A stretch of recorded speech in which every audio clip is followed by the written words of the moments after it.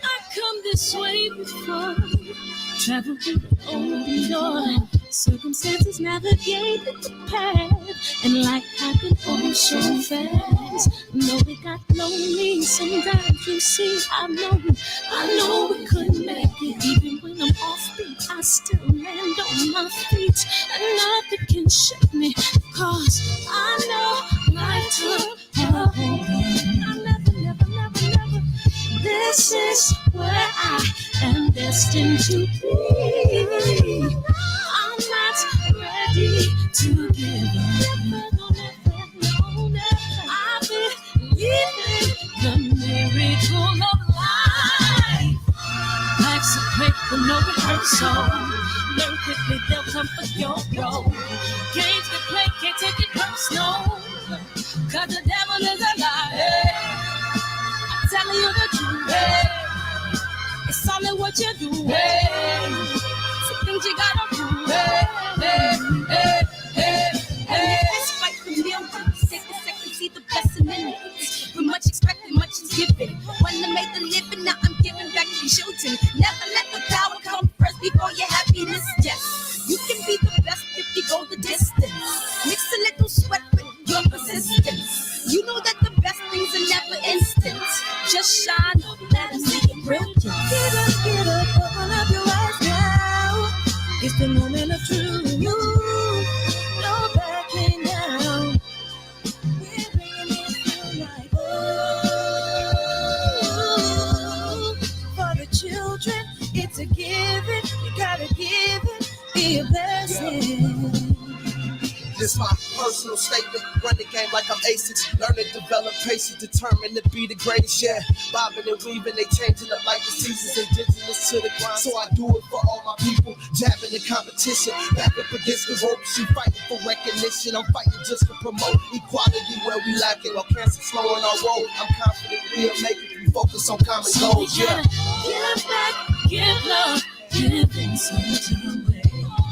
Never give up, stand tall to fight another day. 2 toes, 2 feet, I stand on the ground. I'm going wrestle and fight this final round. Life's a paper, no rehearsal. Learn quickly, they'll come for your role. Games to play, can't take it personal. Cause the devil is a lie. Tell you the truth. It's all in what you do. Some things you gotta do.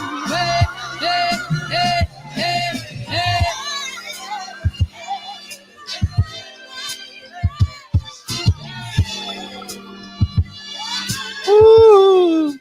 What's up, y'all? Welcome to the show, man. Who we got in here? DB, we ready. Hey, DB, I think I got it. I clipped it early. Hey, JP, but we gonna call him JQ. And Fresh, where you been, big homie? Where you been, man? Welcome back. Welcome home. How about that? What up, KJ? What up, Robert Brown? Man. Hey, Mr. Blue, what's up? Hey, I told you I knew what I was talking about yesterday. I'm telling you, y'all just follow my lead. We gonna be right 9 out of 10 times. You know what I mean? What's up, Triple OG? We missed each other down in Virginia, but it's okay. We'll get back. What up, G Brown? Big homie Coop, what's up? And Rob G, what's up, man? What up, Q Reed? What's up, man?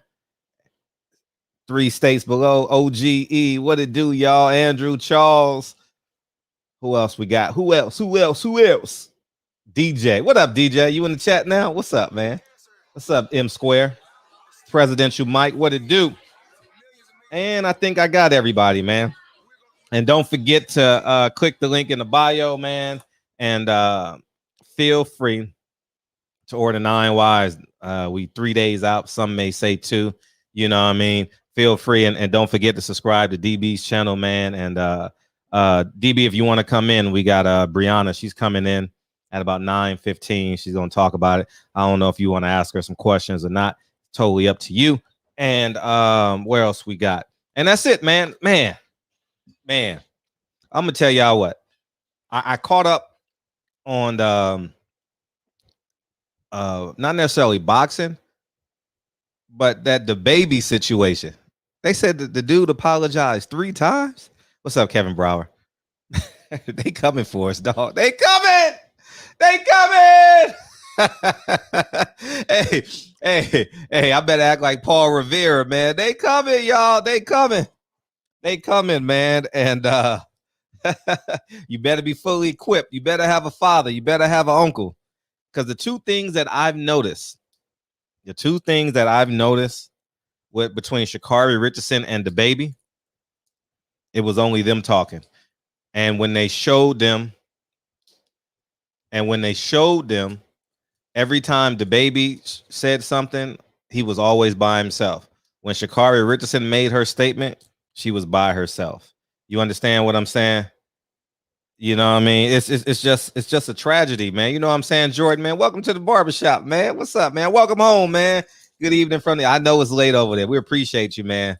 We genuinely appreciate you. But it's hot anyway in Brooklyn. Nigga, you can't sleep anyway right now. You sweating like a motherfucker. See, I was in a hotel, so I had AC came with the room, but god damn, it's humid in New York, man. And they breaking, man. They coming hard too, and it's so obvious, man. It's so obvious. We live in a society where you can't say how you really feel. We can't. How can you live in a society and you can't say how you feel? Whether it's wrong or right. You know, I've been wrong a lot in my life, right? And I may have said some things, but it takes education. It takes experience. You understand? And that's why we need older men, man. That's why we need older men. You need your fathers. You need your uncles. You need your coaches, your teachers. God damn. I ain't never seen nothing like it. Probably because I'm older now and I'm hip to it. But damn, they coming for us. Like, even if you were wrong about what he said, right? And it's totally subjective. I don't know. But it should be a level of education. I will. DV, yeah, that's for you too, man. And it's beyond my man. As I told y'all, there's nothing wrong with working at the post office, being a flight attendant, I being a school teacher, being a journalist, being a professor. There's nothing, being a police officer, there's nothing wrong with that. I just encourage everybody to have a level of independence in their life. You know, please, because you should not be muted for saying how you feel. And especially when it comes from a sincere place. Like even racist white people, these 13 and 14-year-old kids, 15, 16, they only saying what they've been taught. Keep in mind, these grandparents, these white grandparents that are alive today, these 70 and 80-year-old grandparents, their fathers and mothers were present when Nat Turner got hung and skinned and body parts raffled. Now I wouldn't say raffled off, sold off. You understand? Their grandparents planned the bomb in Oklahoma, in Tulsa, Oklahoma. So I don't necessarily, do I respond? Yes, I know I do respond sometimes, but I just think sometimes people are talking from what they've been taught. And that holds true. I'm gonna tell you a story. It makes no sense, but I'm gonna tell you a story. My Uncle Tank, we were at a family reunion in Philadelphia. It was either Philadelphia or Buffalo. I can't remember which one it was. I believe it was Philadelphia. And we got to the table, and I had never been out before, right? I just couldn't afford to have fine dining. My mom never took me to fine dining or anything like that. I had to be under 10 years old. And I've never sat at a table with a cloth napkin. And something came to the table. right? And oh, getting and I asked my Uncle Tank. My Uncle Tank, I'll never forget this as long as I live. Um, I said, Uncle Tank, is that ice cream? He says, no. If you get out more, you would know that that was butter. And I know it makes no sense, but I'm drawing the analogy. I was naive. I didn't know. I thought it was ice cream. And he basically he ripped me, but basically he was talking about my mom too. You know what I mean? You know what I'm saying? I got you, Jordan. And but sometimes these white people, and sometimes me, I'm speaking from a place of ignorance, what I've been socially conditioned to believe.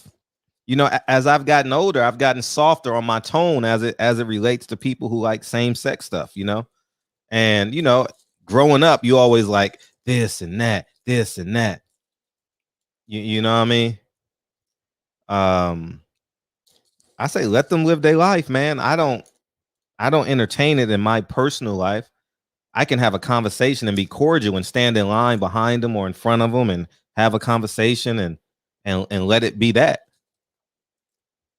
When did and I think our false sense of masculinity plays a role in this too. Every Many times it becomes a um how did bedroom get into the conversation about just having a normal conversation? Okay, so for example, so you go to the mechanic, right?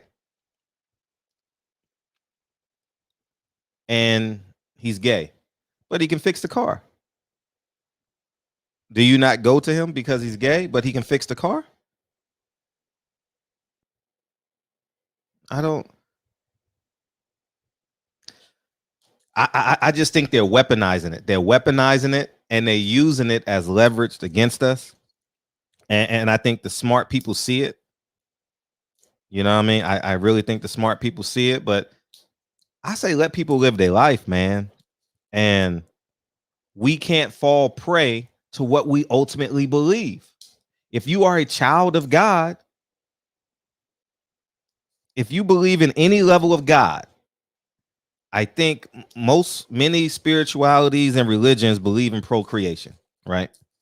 If you don't, put in the chat if there's a religion or a faith that doesn't, and you could teach me something tonight. But I think one of the premises of marriage relationships is to procreate. Um, so I don't think there's nothing wrong with a man that believes in God that says he doesn't believe in it. That he doesn't believe in the Rainbow Coalition. Okay, cool. He doesn't believe. He doesn't believe in it. You understand what I'm saying? I don't think there's nothing wrong with that. If you're a man of God, under God, indivisible, liberty and justice for all. Isn't that what? Isn't that our pledge of allegiance? And I think we got to hold our ground. I think it's very, very important. I think it's very, very important that we hold our ground.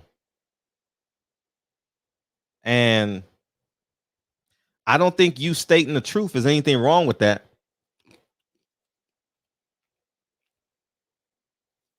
But we're so afraid. I think we're really, really afraid to be men.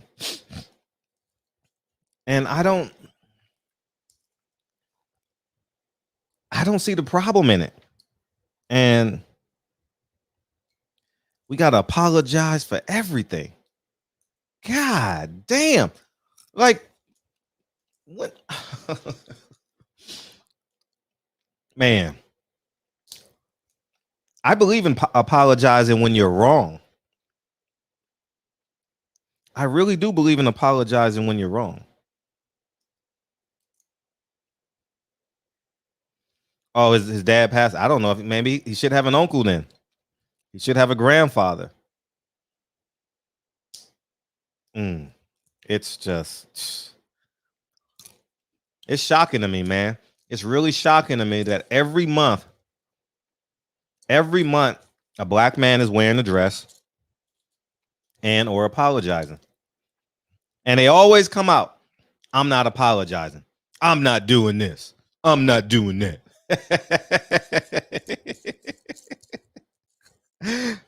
3 days later, oh man, I just want to apologize because I was being insensitive, and I think that the world doesn't need that type of rhetoric that I just said.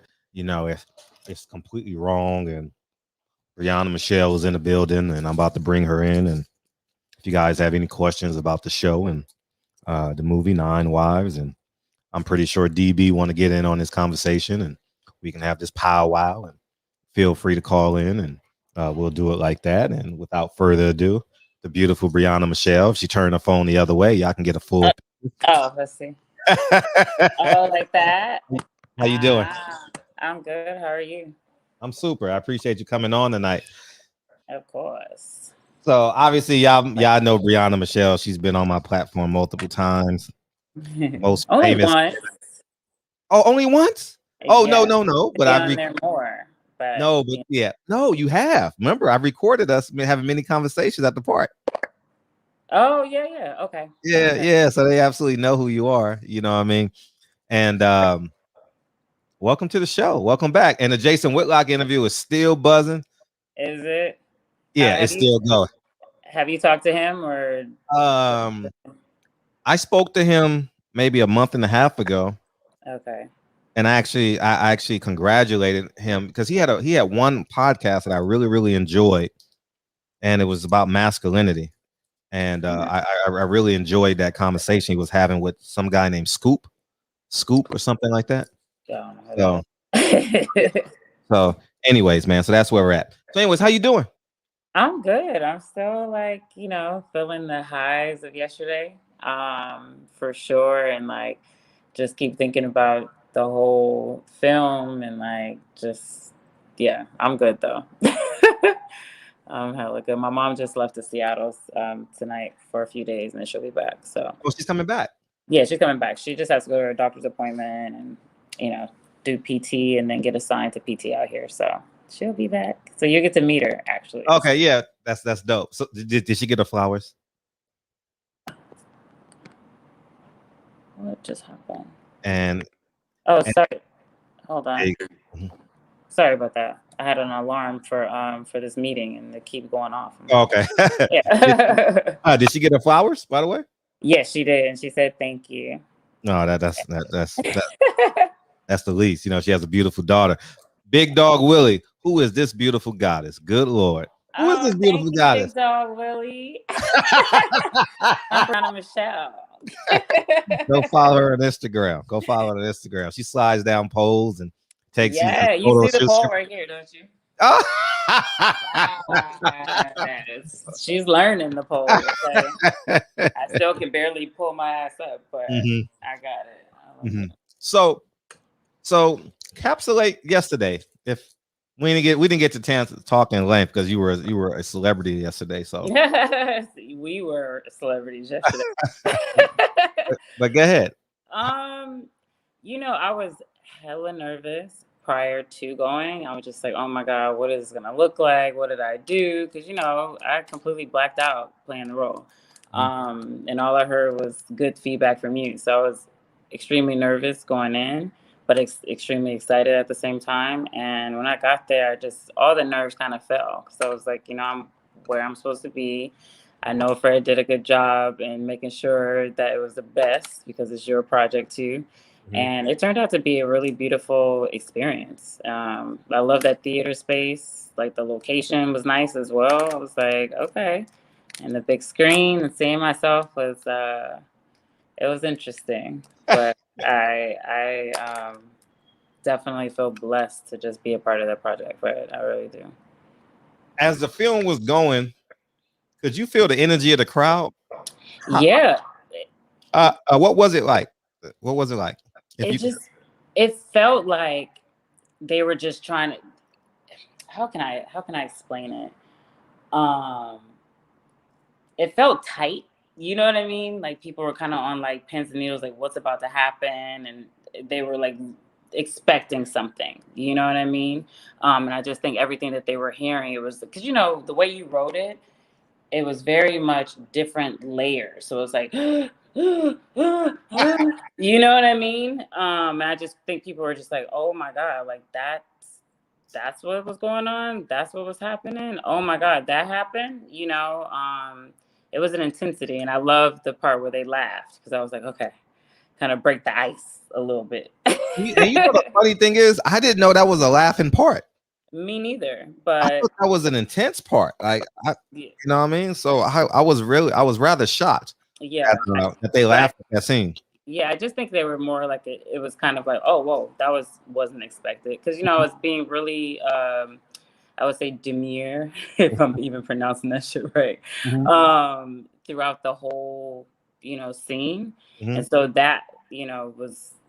I think it was just kind of a shock, and so like people laugh when they're like shocked by things sometimes, what I mean, or unexpected things. So I think that that's where the laughter came from for sure.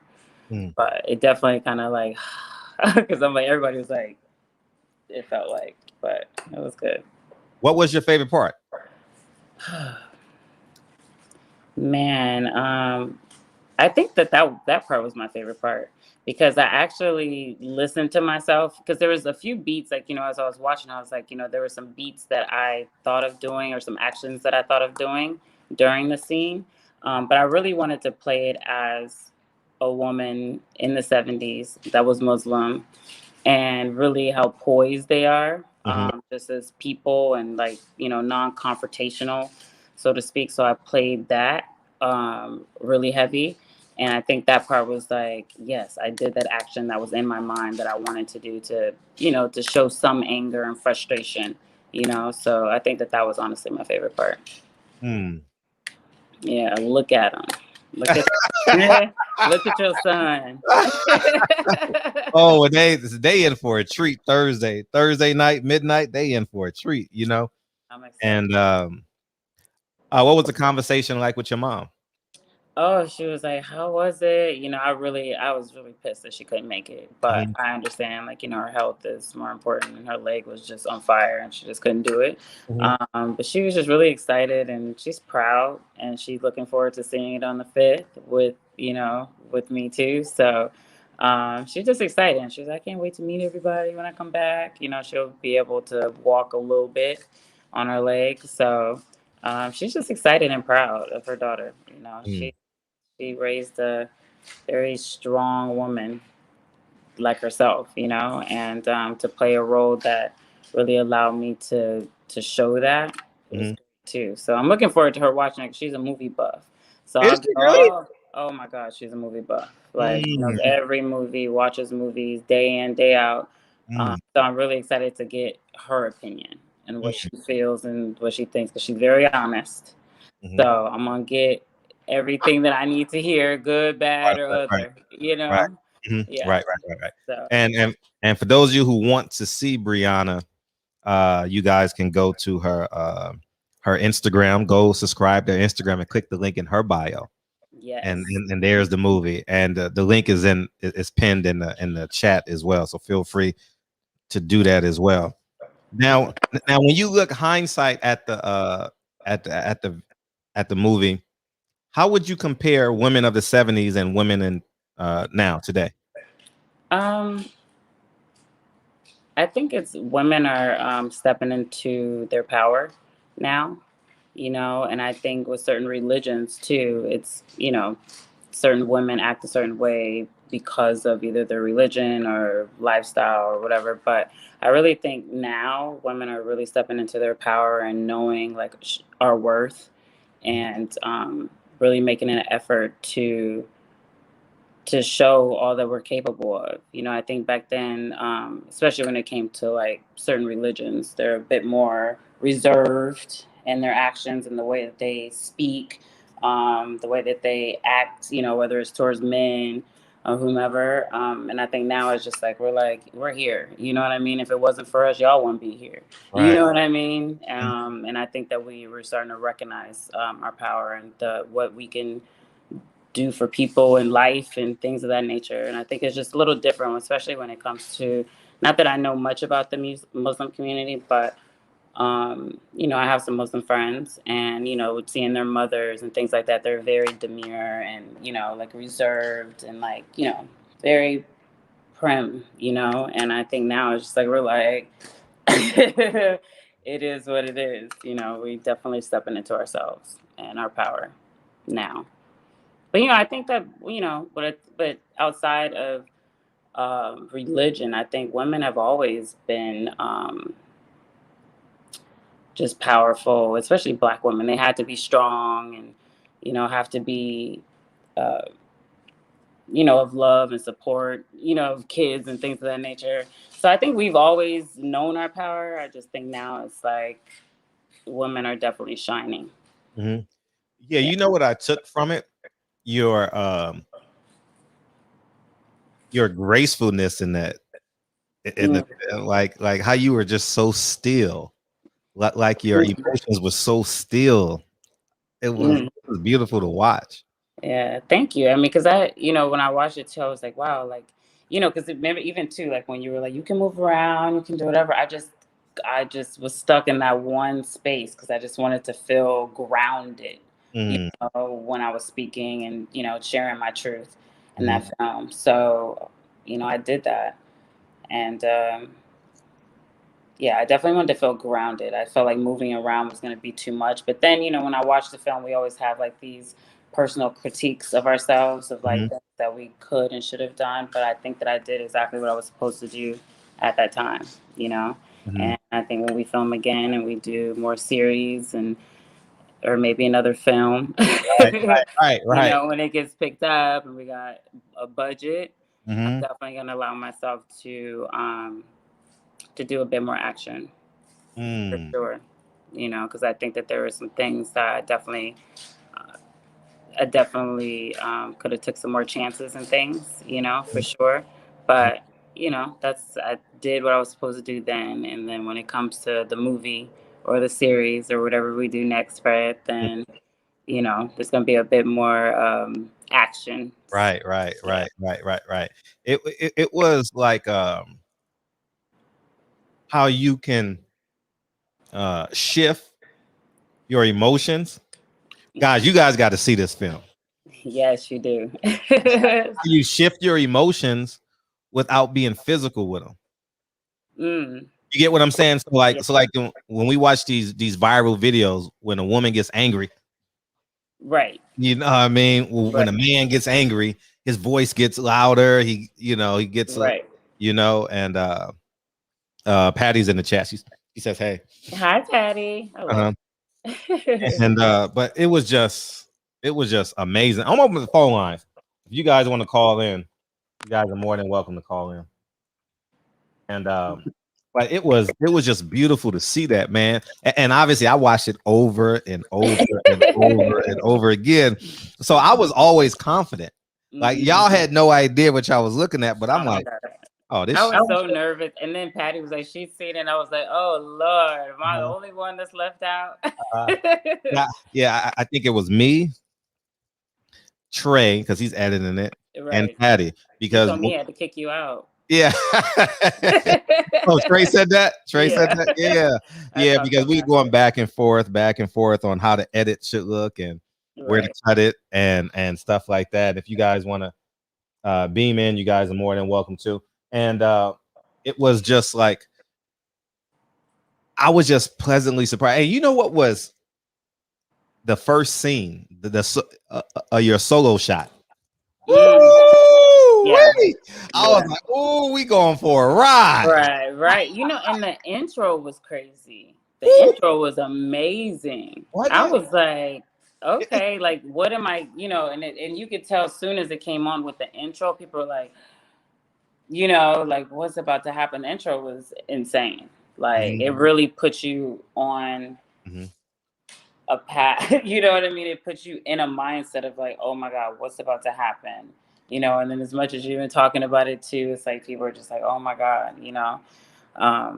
and then the last scene was crazy too, yeah. There's some really good, just like moments. Oh, You know? great. Oh yeah. Oh yeah. Yeah. There's some hella moments in the film. And it was, it's funny because when you're sharing your art with the world, I sat in the back. And Patty, beam in, Patty, if you want to.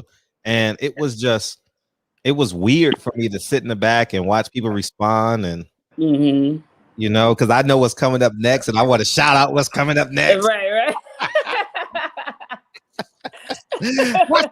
Watch this part. Yeah, right. Hold on.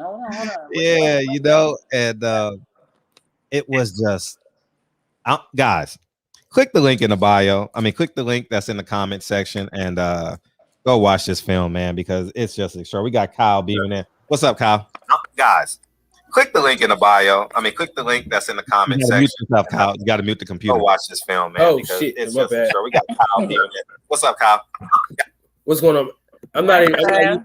Hey, how you doing? Good. I'm not used to having the laptop, man, this early, so I'm always on the phone. So I can't wait to watch this film. I want to. I got to see the breakdown. I got to ask you a question. Okay. How being a black woman, how was it doing this film with so much backlash that could come towards you? What was the mindset?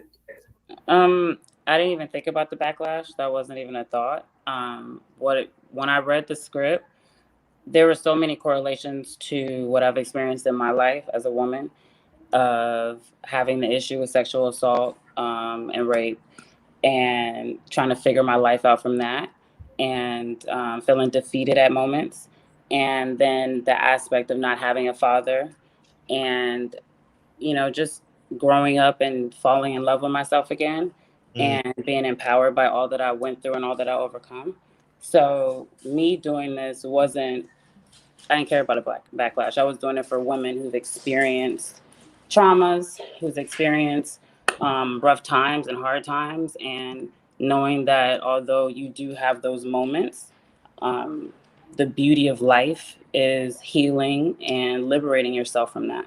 So I wasn't doing it, to even thinking about backlash, because, I didn't do it to shun the Nation of Islam at all. I did it really for the empowerment of women. So that's dope. Yeah. If you ever get a chance, I go on right after Fred. Yeah, you can do his show. Okay. I do a show called Movie Mondays every Monday. Okay. Fred broke my channel with this with this movie. Oh Lord. Oh man. But yeah, if you got time, we are kind of late though on my end. I don't know what time. So after Fred get off, it's like 11:30 Pacific Standard Time. I'll stay up. Okay. Yeah, so I'll change the whole show because I was gonna do something different, but now we'll change it. Okay. Yeah. I'll stay up. I'll be a little tired, but I'll be up and I'll do it. Hey, Fred. Yeah. Man, you seem to make more enemies than friends these days, but I'm glad we're friends. Man, listen. Go ahead, what do you think about what you've heard of the movie and things of that nature so far? What are your thoughts? So, me and Fred are kind of like one of the same. Our two favorite people that have been Muslims are Muhammad Ali and Malcolm X. You can see my wall. I don't know if you can, because it's kind of dark, but that's Malcolm X and Muhammad Ali, and I got Muhammad Ali everywhere. So, most of my friends, I got a lot of Muslim friends, so we kind of disagree on certain things. Right. If you ever met me, I'm like the bean pie king. Like, I like. My you gonna like that? You gonna love the movie. Listen, I'm bean pie heavy. You know what I mean? Yeah. And me and one of my homies this weekend, we actually had a conversation about the film. And he's like a Muslim, like him and his wife were like deep into the mosque. So we just had a conversation, and me and him was talking about Fred, and I was saying Fred, the way he reveres Malcolm X, is the reason why this film was even made, or why he goes so hard for or towards the Nation of Islam, is because his love for Malcolm X.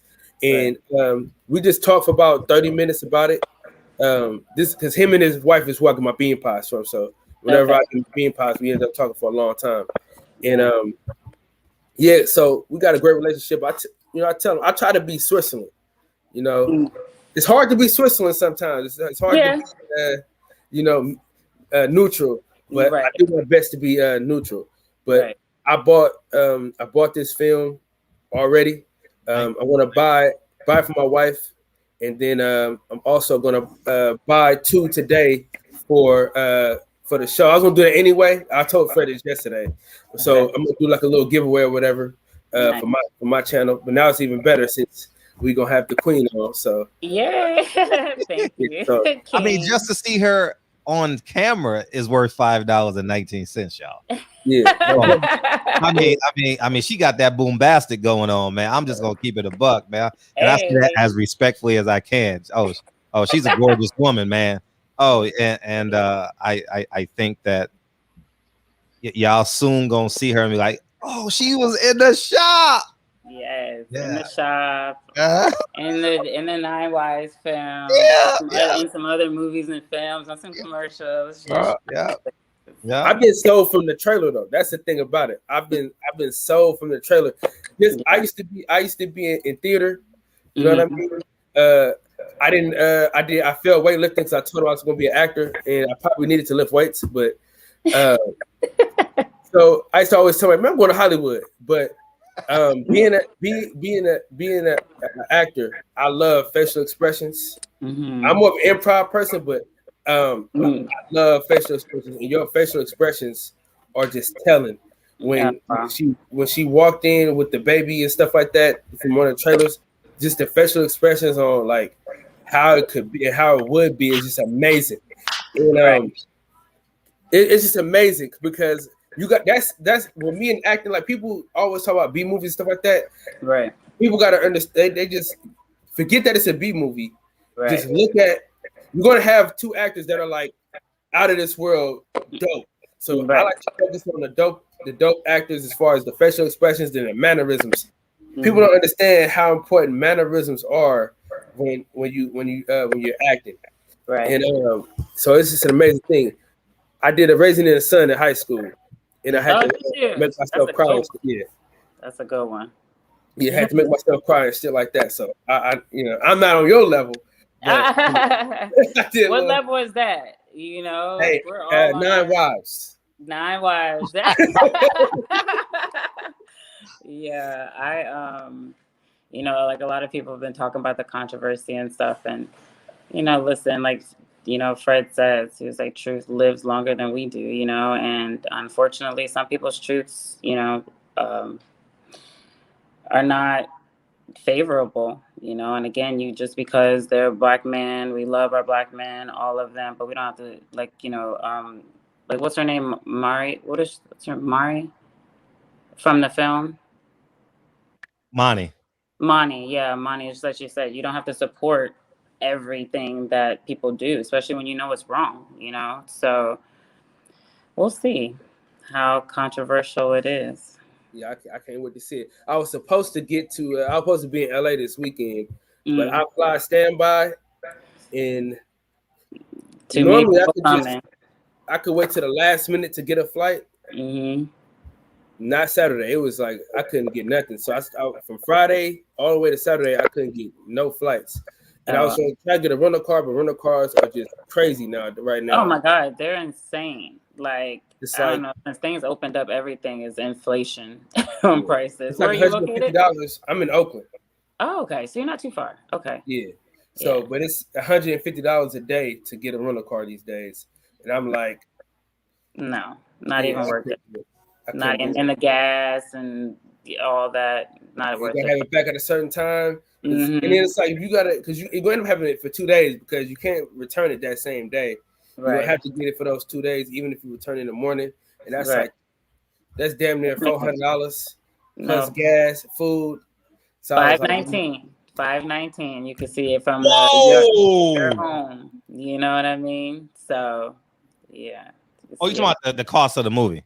Yeah. Oh, I mean, gas. that's how much it would have cost to listen, Fred. Oh. That's how much it would cost to get to you. That's why I was saying, like I was trying to get to you, but that shit was listen, it was $198 a day for the car. So without the fees, though, we ain't talking about the fees. We just talking about like the price of it, just like what it said on the ticket, not the fees included. So it was $198, and then plus the fees. Then the gas. From Oakland and back, and then you gotta get your food while you're out there. You know what I mean? It probably would have been $5.19, but you can spend $5.19 on the film and watch from the comfort of your home. Yeah. Right. You know, have your own thoughts about it, and it's something you can talk about it later. You know what I mean? Watch it over and over again to kind of get your feel on it. So, yeah, but it was a great show. You missed a great experience, but it's okay. I'm gonna get the next one. I'm telling. I'm gonna get the next one for sure. Oh, I got great news today about the next film too. Today we got principal talent confirmed today. I'll tell you off camera who it is. Okay. All right. Well, I'm not gonna take too much more time because every time I come on, I take a lot of time. That's like one of the things that I do is take a lot of time. So everybody in the chat probably killing me right now, but I don't give a damn. So we'll see you. We'll see you after Fred. Yeah. Can you Fred? Can you just text him my number so you can send me the link or whatever that I have to go to? Mm-hmm. Or just send it to her DM. Yeah. Can you put her Instagram in the chat? It's I am Brianna Michelle. It's on the screen, man. Oh shit! It's right in my face. All right, I'm gonna do that. I'm gonna follow you right now, and then I'll send you the link. Okay, perfect. All right, Big Fred. Hey, keep doing what you're doing. Keep your foot on their necks, Fred. We will. And PPD want to beam in and holler at you. You ready, PPD? Oh, real quick, Fred. Hey, I had the interview with Jalil Hackett right before the show. I saw it. Yeah. We'll talk off wax too about it. Okay, for sure. All right. Hey, see you soon. All right, PPD want to holler at you. If you would turn your camera the other way as well, maybe we can have a full conversation. Turn your phone. Turn it where? Turn your phone the other way. This way. Yes. I'm looking at you on television. I'm like in my bedtime-ness. Oh, it's okay. We see you. You still shining, bedtimeness and all. So I'm still floating from yesterday. Yeah, yesterday was awesome. Float on. I know, right?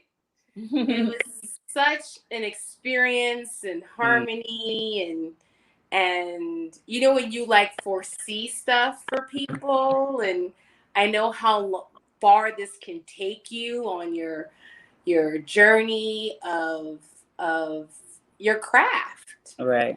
You know, it's such a solid monologue, and it just layers and it just builds. And like Frederick said, I love watching it many times is because that shot of you just having your moment before you pierce, you're literally piercing yourself slowly. A slow dagger. A slow dagger. I mean? Yes. And then of course I love the moment with Monty though too as well, when they you saw that one angle of her, and it's just some nice, solid, precise moments. And I'm just excited for you. You already know that. I'm here to, support and continue to support, and now we doing like a momentum of talking about it. So that's good. I'm so happy that you're on the show tonight. I know. I'm happy you're on, and just again, thank you too for like your energy and your presence there, because that helped as well, and like some of the work, some of the suggestions you made for me and stuff like that helped as well. So Fred knew what he was doing to have you there. She invites you up at this point. Yeah. Yes. Wherever I can fit. Like, okay, so what do you need? Okay, well, you need this. Okay, all right, cool. Love that.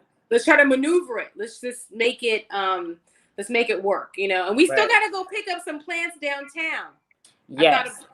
Yes. Yeah. I mean, it's so funny because you have a forest. I mean, you have a forest. Yeah, I mean, hold on. Let's see if I can even turn this thing around. But yeah, I don't even know how to turn this camera around. Am I slow? I don't know. But yeah, I have a forest. I actually just, I have over like 16 plants in here. And I actually just found one in our garage that I just took. So hopefully it wasn't nobody's plant, but it's been down there all day. So it's mine now. Oh, you are funny, Jarvis. That is funny. Is it caramel? Brianna, you gotta read that. Brianna, read it out loud. Chocolate and caramel. Yes, sir. I love Reese's Cups. I do too. Nothing like chocolate and caramel. I know. Mixed together. Yes. Yes. PPD, what was some of your favorite moments? Some of my favorite moments were... It could be in production or it could be in the actual film itself.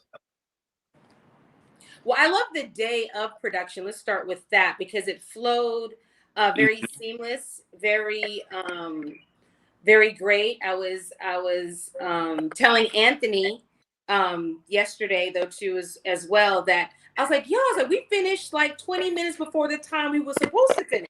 Oh, did we? Mm-hmm. Yeah, like we were supposed to be out by 4:00. We were really out by like 3:40, which is like, like we were just, just reeling it in. And I've done, some work before, but I didn't know, it was great to see Frederick direct. I've never seen somebody say, oh, okay, we're going to do this next and do this next and do this next. So this person can go home. Like I understood the order. Yep. And more so, and the way he delegates and the way he passes the baton and I don't think he's paying attention to time, but he is paying attention to time. Like, oh, okay, you are paying attention to time. Yeah, didn't even realize it, right? It's just like, it's like people came in, they did their part, and they were out. It wasn't, like sometimes you'd be on sets and it's like, hurry up and wait. You're there all day and you're on set for what, 1 hour, right? And it's like, it's crazy. Yeah. It's crazy. Yeah, it was very seamless. Exactly. That's the word I'm looking for. Very seamless, And of course, viewing the film a couple times. Of course, I very much like the certain moments of the score. Now, I have to say Yes. Home run, touchdown. Home run. Coming to America. But he was at the basketball. Yes. I saw so many drafts. And when I was like, oh, snap, at 3 minutes, 44 seconds, we're getting violins. And I got excited, like, oh, shit, there's a score. Yes, that's what I also loved about it, too, was the music that was on it. Yeah. Like it was so fitting for that whole, and then it felt like, too, the way that it was edited or something, it gave you 1970s. I don't know if it was was it something, I don't know what it was, but it felt very like 1975. You know what I mean? Yeah. Versus so it's kind of like fuzzy-ish. It wasn't as kind of vintage. Yes, and very vintage. vintage. And then when you walk in, your grace and alluringness played right up into it. You know what I mean? My what? My what? Your grace and alluringness. Oh, I like that. Played right up when you walked up. Yeah. You wasn't 2021.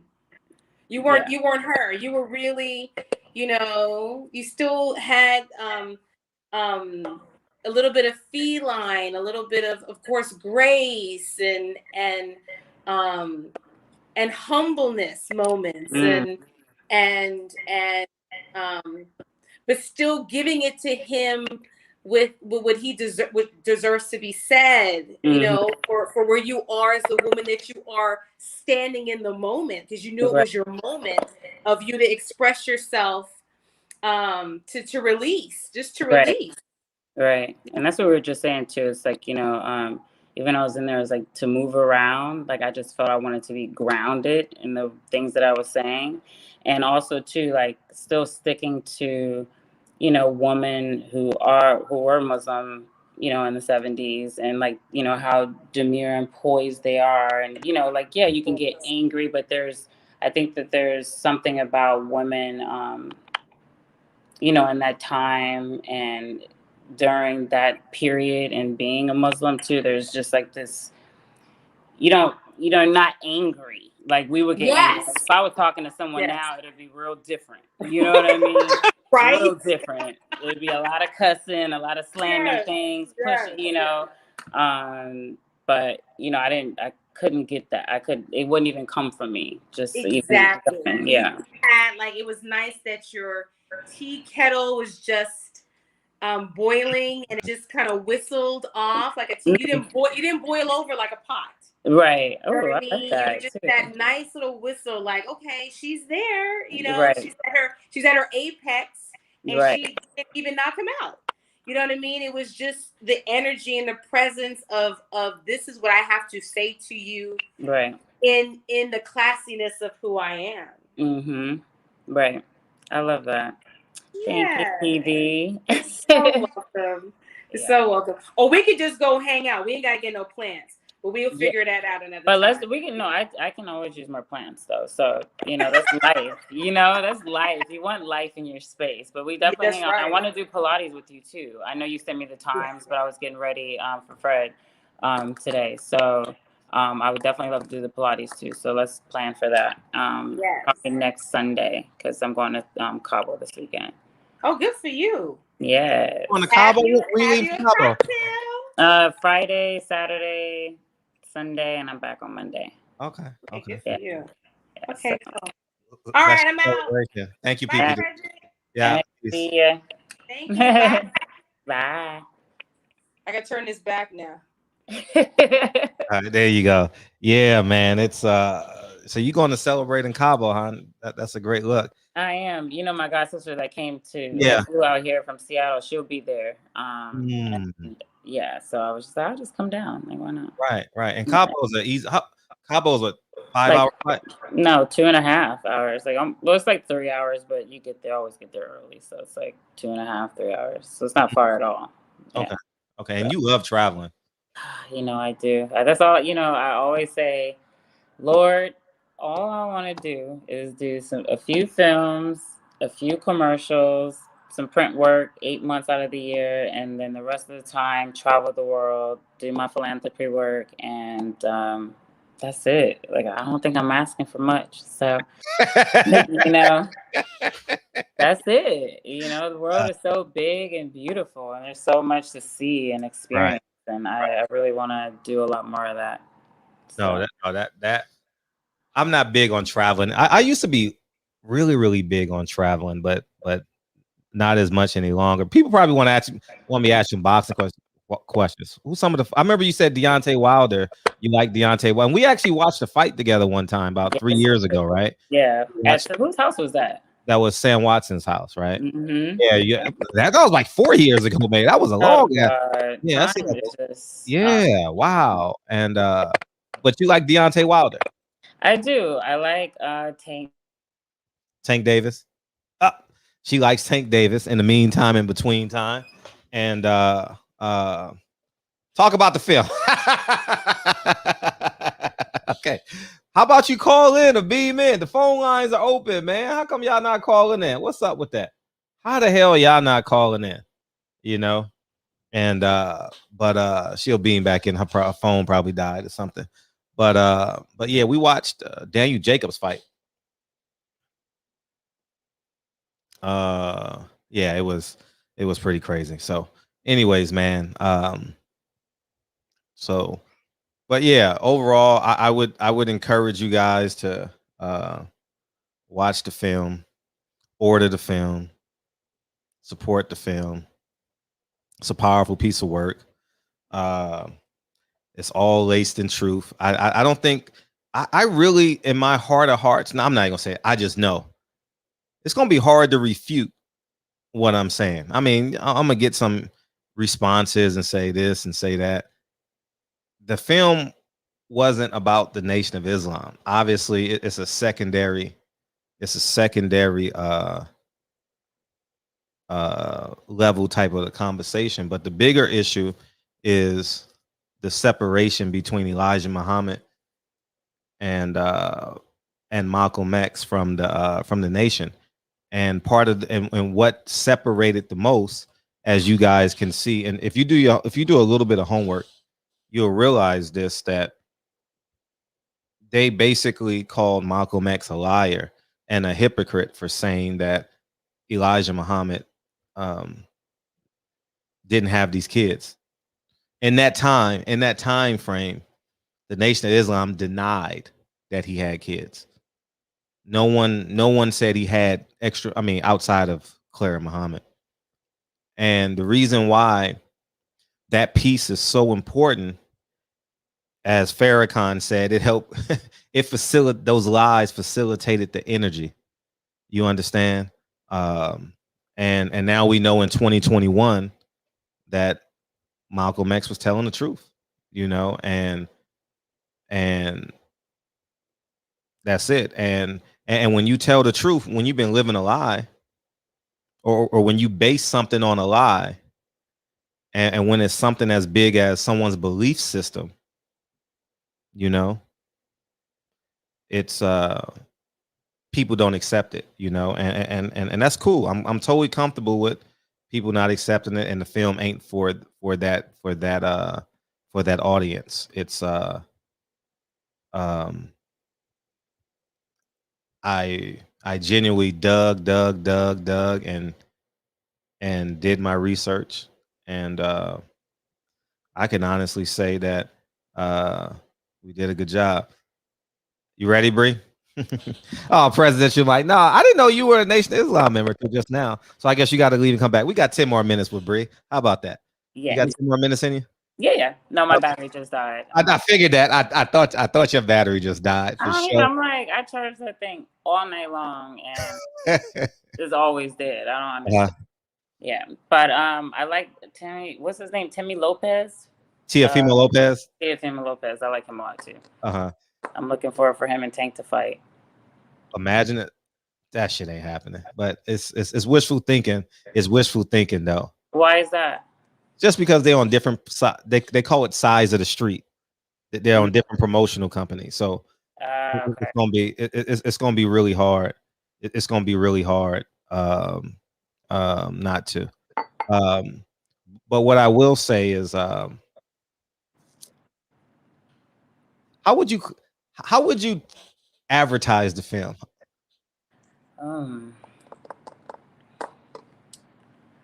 I would say it's a woman who is freeing herself of trauma, of heartache, of feeling rejected, and she is stepping into herself, and speaking her truth. So it's really difficult because there's so many. So sorry, I'm trying to get where this light is better because it's crazy.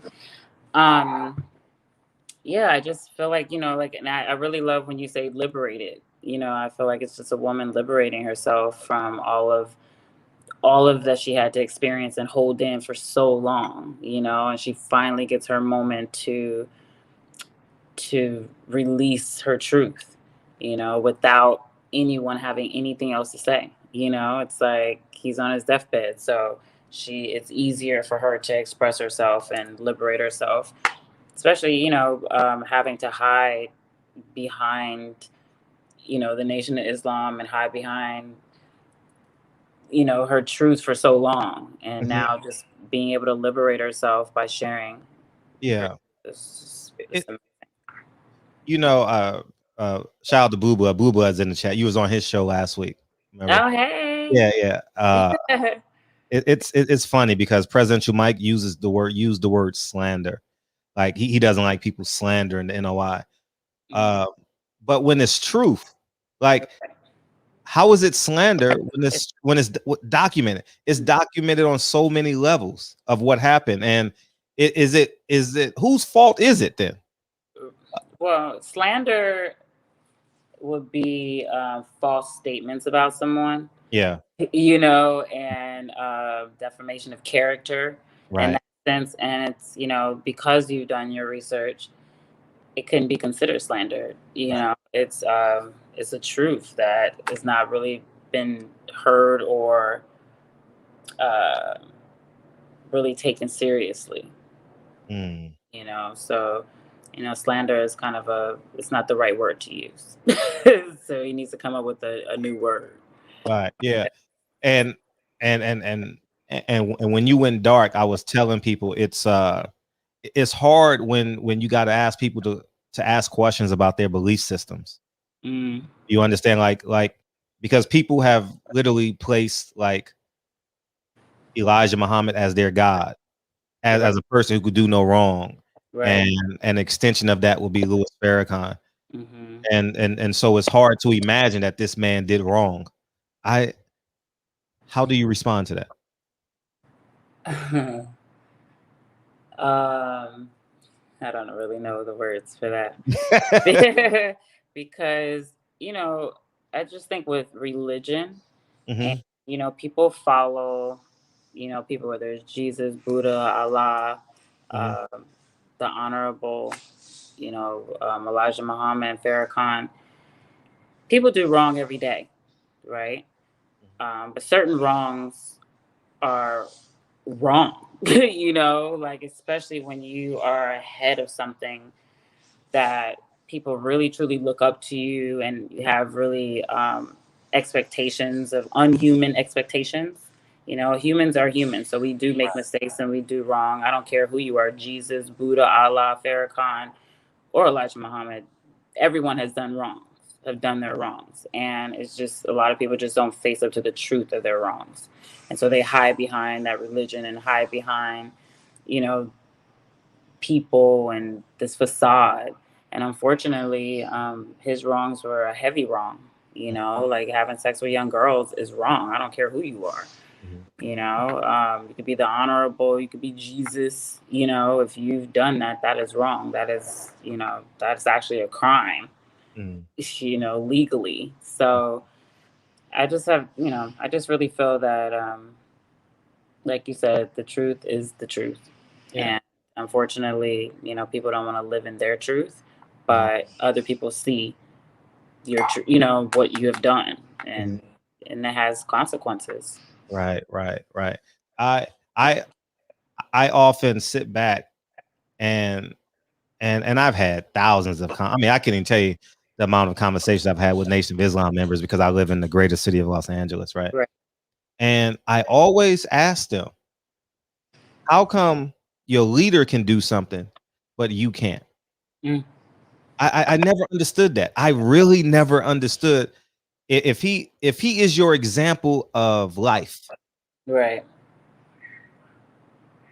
How is he exempt from writing the rules and not living by the rules? Like fornication is a sin in the Nation of Islam. You can't, or they call, I don't know what the term is, adultery. I don't know what term they use, but adultery and fornication. Yeah, you can't not do. Married. Yeah, you're liable to get kicked out of, not or suspended, kicked out, either the two or three. And I've spoken to many Nation of Islam members that have that has happened to, you know, older ones, right? Right. But your leaders can. I never understood that. I don't understand how it's okay for your leader to sin according to your rules, and it's okay. And it's okay. I don't understand how men have that moral compass in them. I don't. That is beyond me. Yeah, some things we will never understand, you know, and just like, you know, a man who has morals and respect women, you would never understand why a man would be having sex with a 16-year-old girl either, because Mhm. you know that's something that you just wouldn't, you can't, you know, we would just never understand that, you know, like, and I would never understand, like, you know, why people would rape people or do certain things. That's just Right. not in our. There's no understanding in that, Right. because that's not who we are. It's the moral compass, you know, and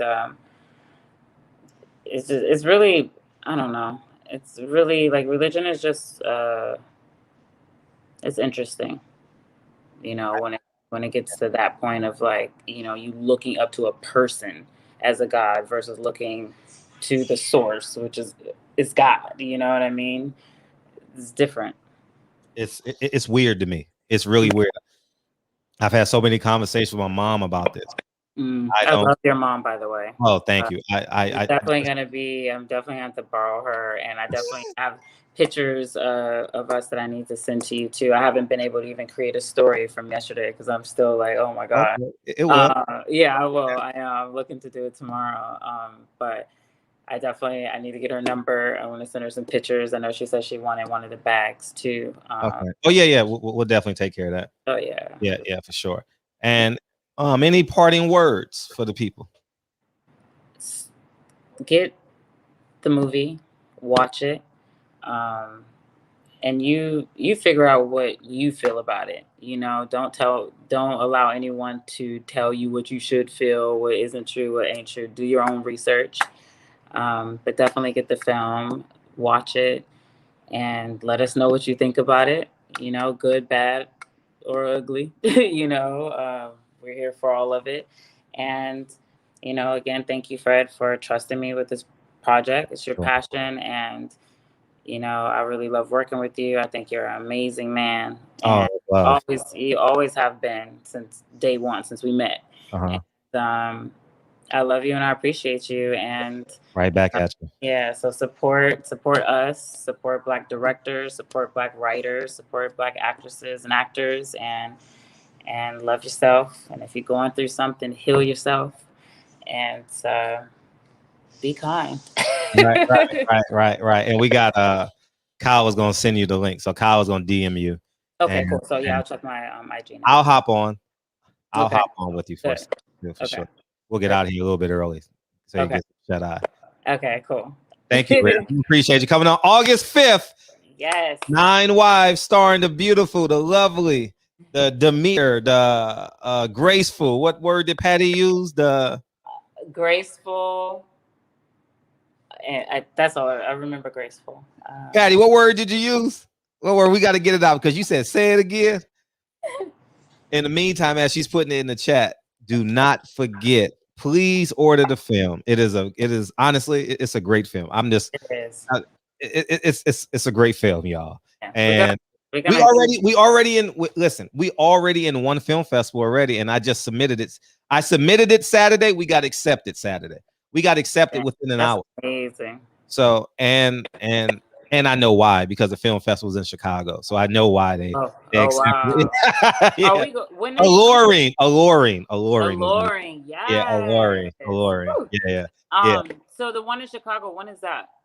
I'll find out. I haven't spoken to them at all. I'll do that tomorrow, maybe. Yeah, let me know, because we could fly out there. Yeah, we could fly together for sure. I think that would be dope. Yeah, for sure. Alluringness is a word. Is you adding this to alluring? I don't know. We'll figure that out. I think her and Blue Blood, you know, her and Blue Blood be creating words, and it's okay because it works, you know. Right. But we love you. We love you. Thank you again. And Kyle said he just sent you the link, so I'll hop on. Kyle, DM me the link as well, and I'll come on with her as well. Perfect. So I'll see you. I think it's at 11:30 or something. So yeah. Okay. But I'll see you then. Thank you. All right. Thank you. Talk to you guys later. Have a good one. Peace. Peace. How the hell do I get out? Okay. I'll kick you out. Peace. All right, man. So there you have it, man. Oh man, dude, this film is it's the best film I've ever done. And you already know my accolades. It's the best film I've ever done. You know what I mean? It's the warmest film I've ever done. It's the most concise film I've ever done. It is the most honest and truthful film I've ever done in my life. It was no filibustering, no wasted scenes. It ain't no walking to the store because you got to get the 90-minute mark. It ain't no having a conversation, walking to the car. You know, That's how they extend the film. You understand what I'm saying? You know, it ain't no wasted conversation in the locker rooms, or you know what I mean. It's a hell of a film. It's a hell of a film. It's an honest film. Uh, I would say 99.9% of this film is true. And I have the research to substantiate the film.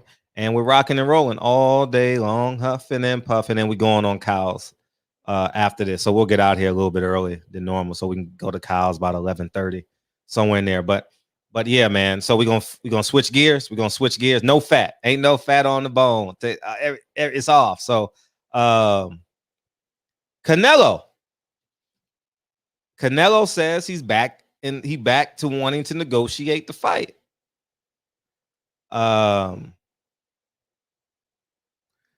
I'm going to get my "I told you so" out the way, because I love saying that. You know what I mean? I told you so. I told you so.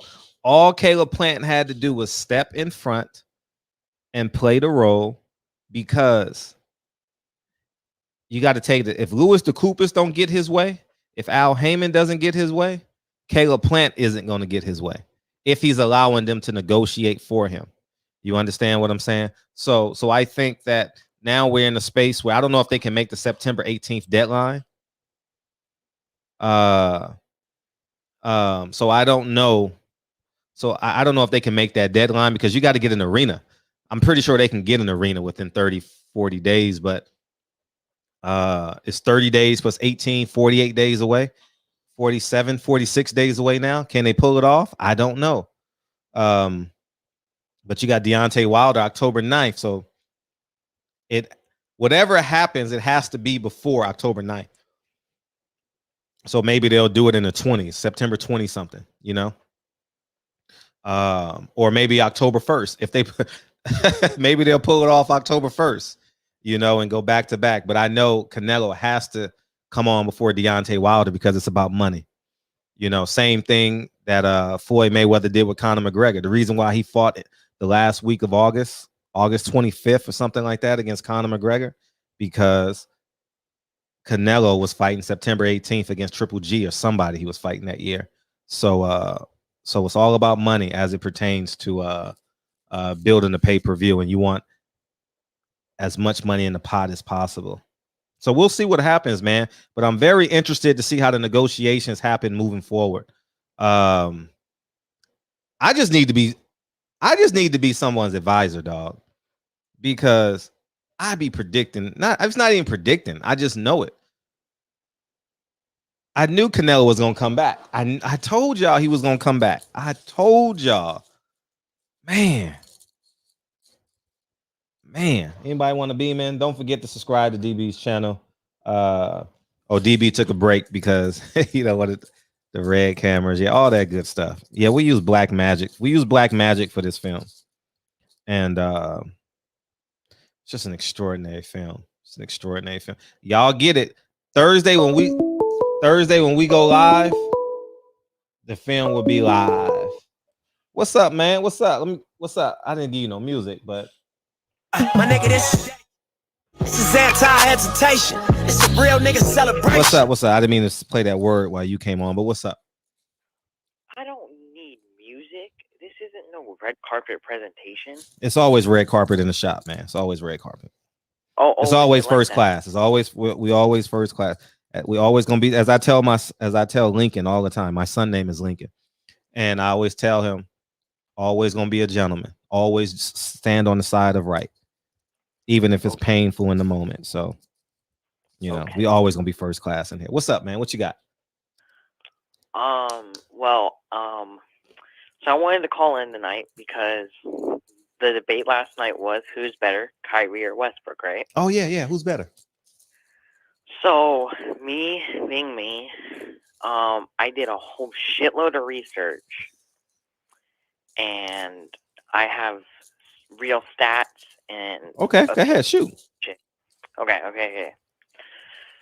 So apparently, which I didn't know, I thought it's not that big of a difference. But Westbrook came in 2009. He was drafted in 2009. and Kyrie was drafted in 2012. Mm-hmm.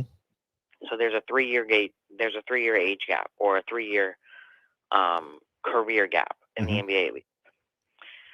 Westbrook has won an MVP. Kyrie's won a championship.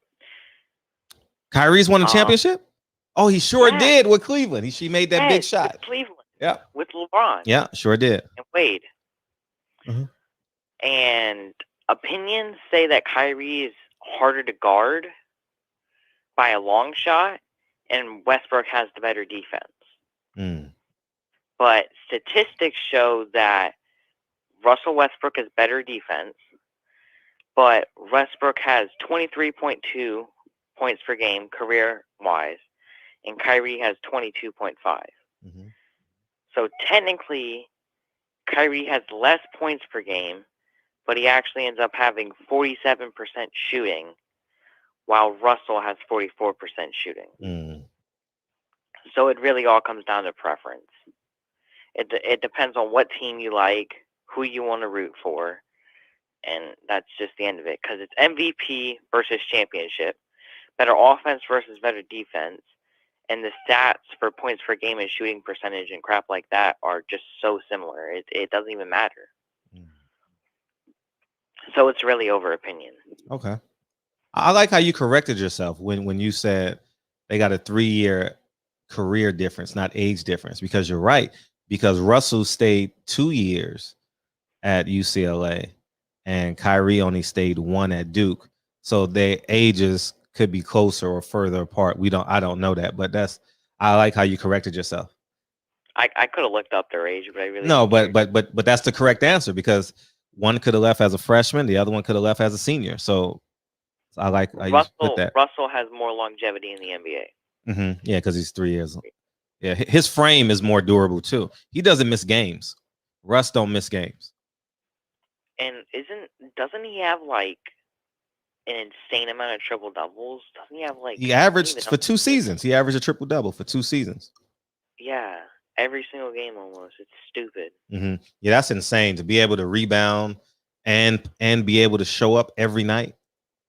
That's insane to do what he do. Because if he's getting a rebound, that means he's dribbling the ball 90 feet, 80 feet. You understand? Right. And the wear and tear, the bumps, the falling, the getting up, the bruises. It's just an insane amount of physical conditions and shape this man has to be in to perform at the level that he desires to perform at. He must have a damn good chiropractor.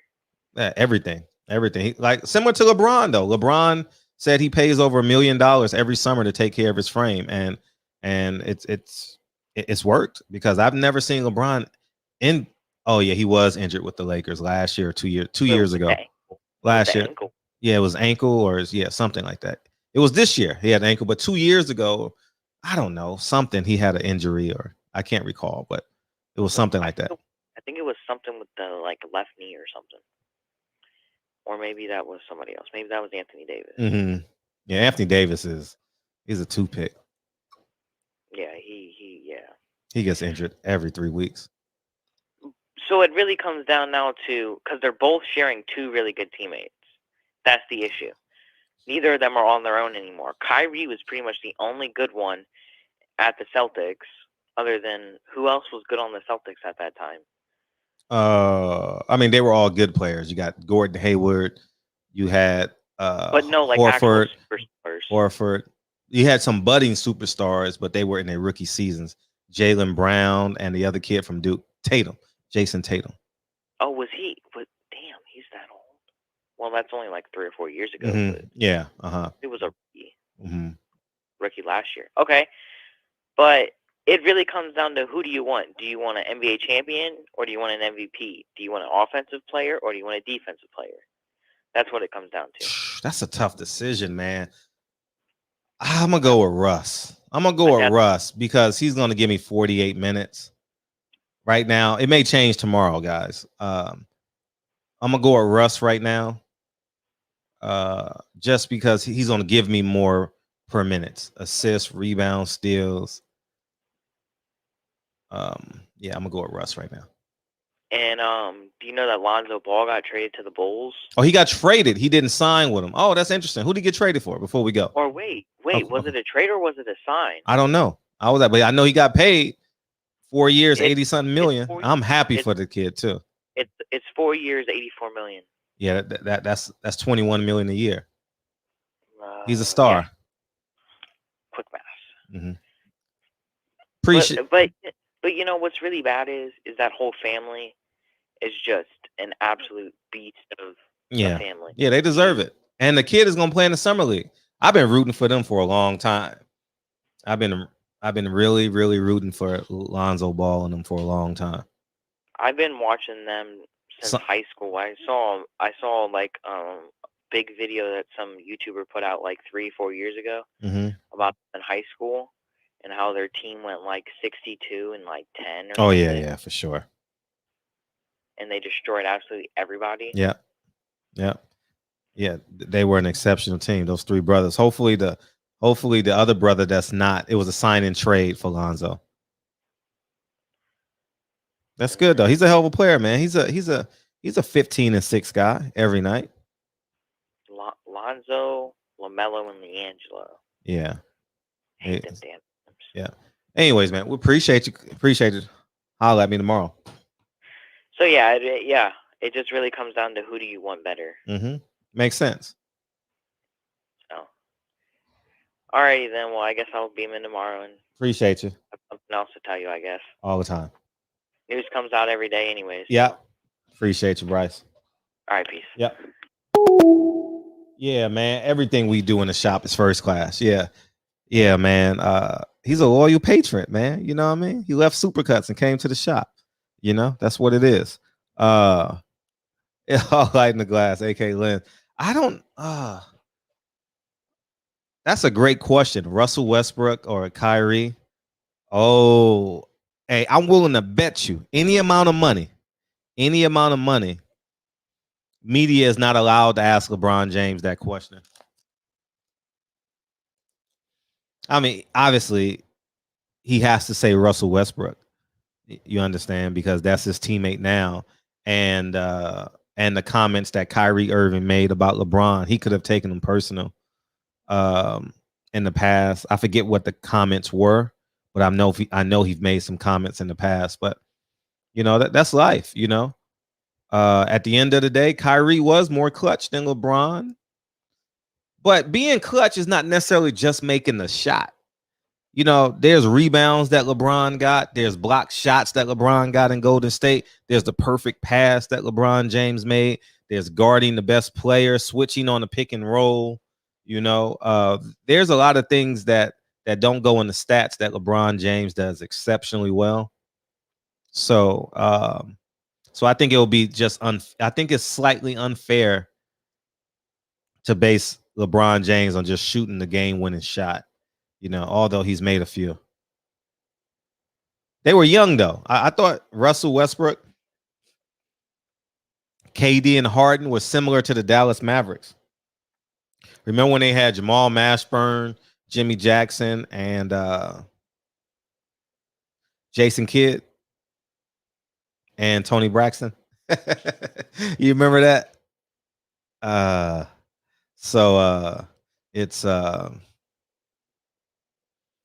It's a level of maturity you got to have to show up for 82 games, man.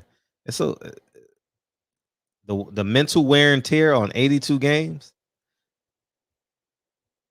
Just think about our lives, right? No matter what we do, we got to work and earn money. If you work 5 days in a row, the third day is going to feel different than the first, and definitely the fifth day is going to feel different than the first. So I understand that component of it as far as staying in love and staying in shape as it pertains to that. Harden,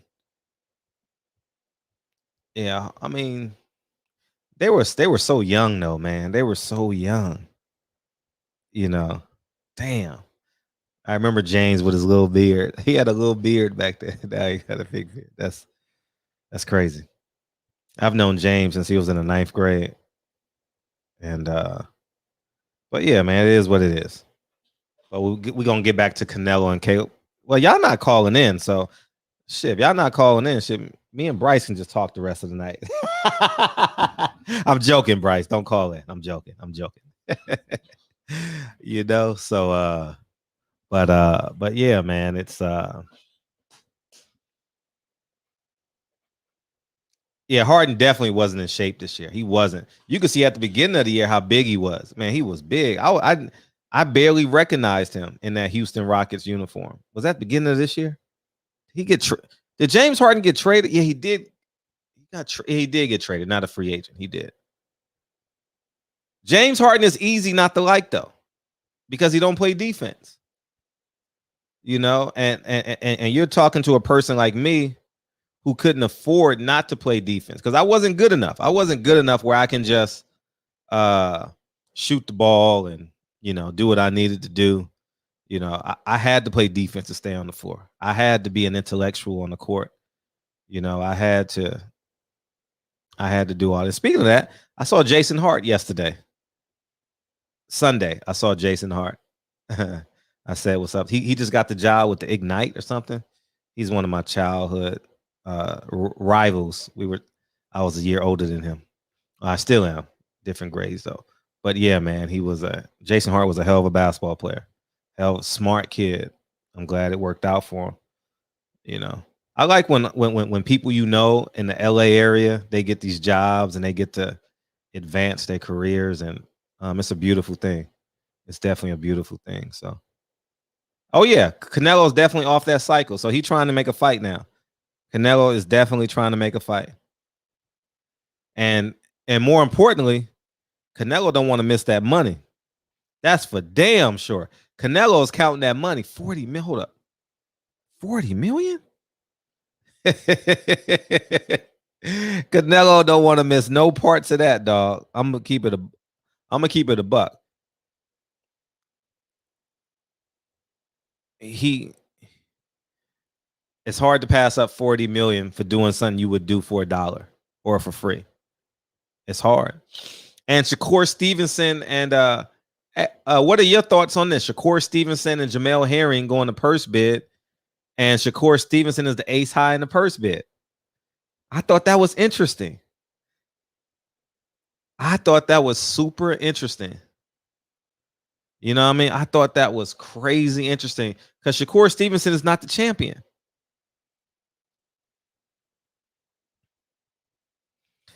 Oh, and speaking of which, Jamel Herring has something to say. For the past couple of weeks, I thought the fight was basically a done deal. I've agreed to everything my team brought to the table, so this bid comes as a shock. But I'm more blown away at the split. This is how they do you when they want you to quit or walk away. And Shakur Stevenson says, relax, it's business, my man. Hey, I'm not getting in the way of this, but I will say this. The champion definitely deserves the ace high of it. I mean, yeah, they playing Jamel Herring getting played like a son of a biscuit. And they obviously leaning towards Shakur Stevenson. I'm very interested in this fight now. This fight is exceptionally personal. I'm very interested in this fight. I would lean towards Shakur Stevenson right now. I would lean more towards him. But I'm going to tell you something right now. If it's Friday and the whole school is on the other side of them gates and the bully picks the kid, he took his lunch away at lunchtime on that Friday, be very aware. Be very aware. And I think that's Jamel Herring. He's getting punked. He's getting bullied. Oh, man. He's embarrassed. And he would love nothing more than to fight Shakur Stevenson right now. He would love nothing more. But here's the catch, though, too. It's funny how they forcibly leveraged him to fight Shakur Stevenson and not even discuss the unification. You know what I mean? But that's when you have people like me to work. And that's who's his manager? Bomac? There's the answer. Bomac is in bed with Bob Arum, you know, because he has a fighter that makes the most money. So he can't go against Bob when Terrence Crawford, Steve Cunningham, and I don't know if the other fighters, they all got dates, so he only could do so much. So that's interesting, man. I think it's a slap in the face. I think it's a slap in the face. And Shakur Stevenson, he did nothing wrong. You know, he's on the A side of the promotion. And what I mean by that, they like him more. And it's sheesh. I think it's disrespectful though. And Shakur Stevenson is gonna tease him all the way up to the fight. Shakur Stevens like, how you the champion and I'm getting paid more? Oh, imagine that in the press conference. And Jamel Herring has a slight lisp. I don't mean lisp, but he talks with a. Oh, we got a phone call. How about that? What's up? My nigga, this is dedication. This is anti-hesitation. It's a real nigga celebration. What's up? What's happening, Fred? What's going down, man? How you feel, man? Appreciate you rolling up your windows. What you got? You talking the business of boxing, man. Why are we so surprised that we getting mistreated when it comes to business? We go on these jobs and get mistreated. We do business deals, get mistreated. I mean, at some point, people just need to wake up to what's going on. You know, that's what's happening on every angle. If you haven't leveraged yourself in certain positions, that's what you got to deal with. There's nothing fair for a black man in this world. Is it right? No, morally, ethically, but that's what you got to deal with until you get yourself to another position. I just think at some point, what's a good way to say this? I don't even know what a good way to say this, man. I think a lot of times we just need to man up, man. That's how I personally feel about this situation with this person. Because if you're in the business of whatever it may be, construction, you a carpenter, you an electrician, you go on the job, you got people trying to get your ass fired, you know at a certain point, you should know what you're dealing with. When you're dealing with your contractors, you know who you can and who you can't deal with at some point, don't you, Fred? Right. You know, at some point, you have to take accountability for the business you in. And if you don't like the business, you don't like your job you in, get another one. Nobody's forcing you to do it. Is it right? No. Is it fair? No, ain't shit fair for us. So all this crying and whining, I look at it as crying and whining about, you know, the business of boxing being not fair. No, it's not. But I've been on the job long enough to see people get fired off the jobs because of some shit they said to somebody and somebody couldn't let it go. And then they found another reason to get them fired. Is that right? No, but it happens every fucking day. And they seem to take a little bit more, be a little bit more sensitive when it's somebody like me or you when we do these things. So we can't take what we want and make it a certain kind of way when we don't control these companies, we don't control businesses on a certain level. Some of us do really well in certain businesses, but for the most part, we're not at the table really making no control of that.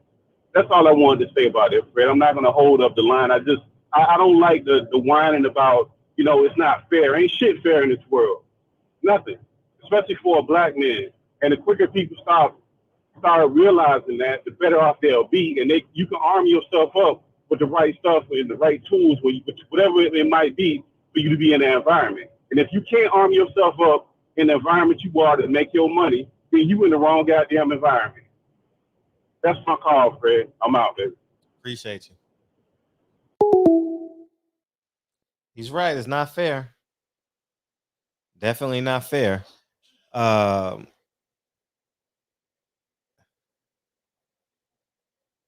Man.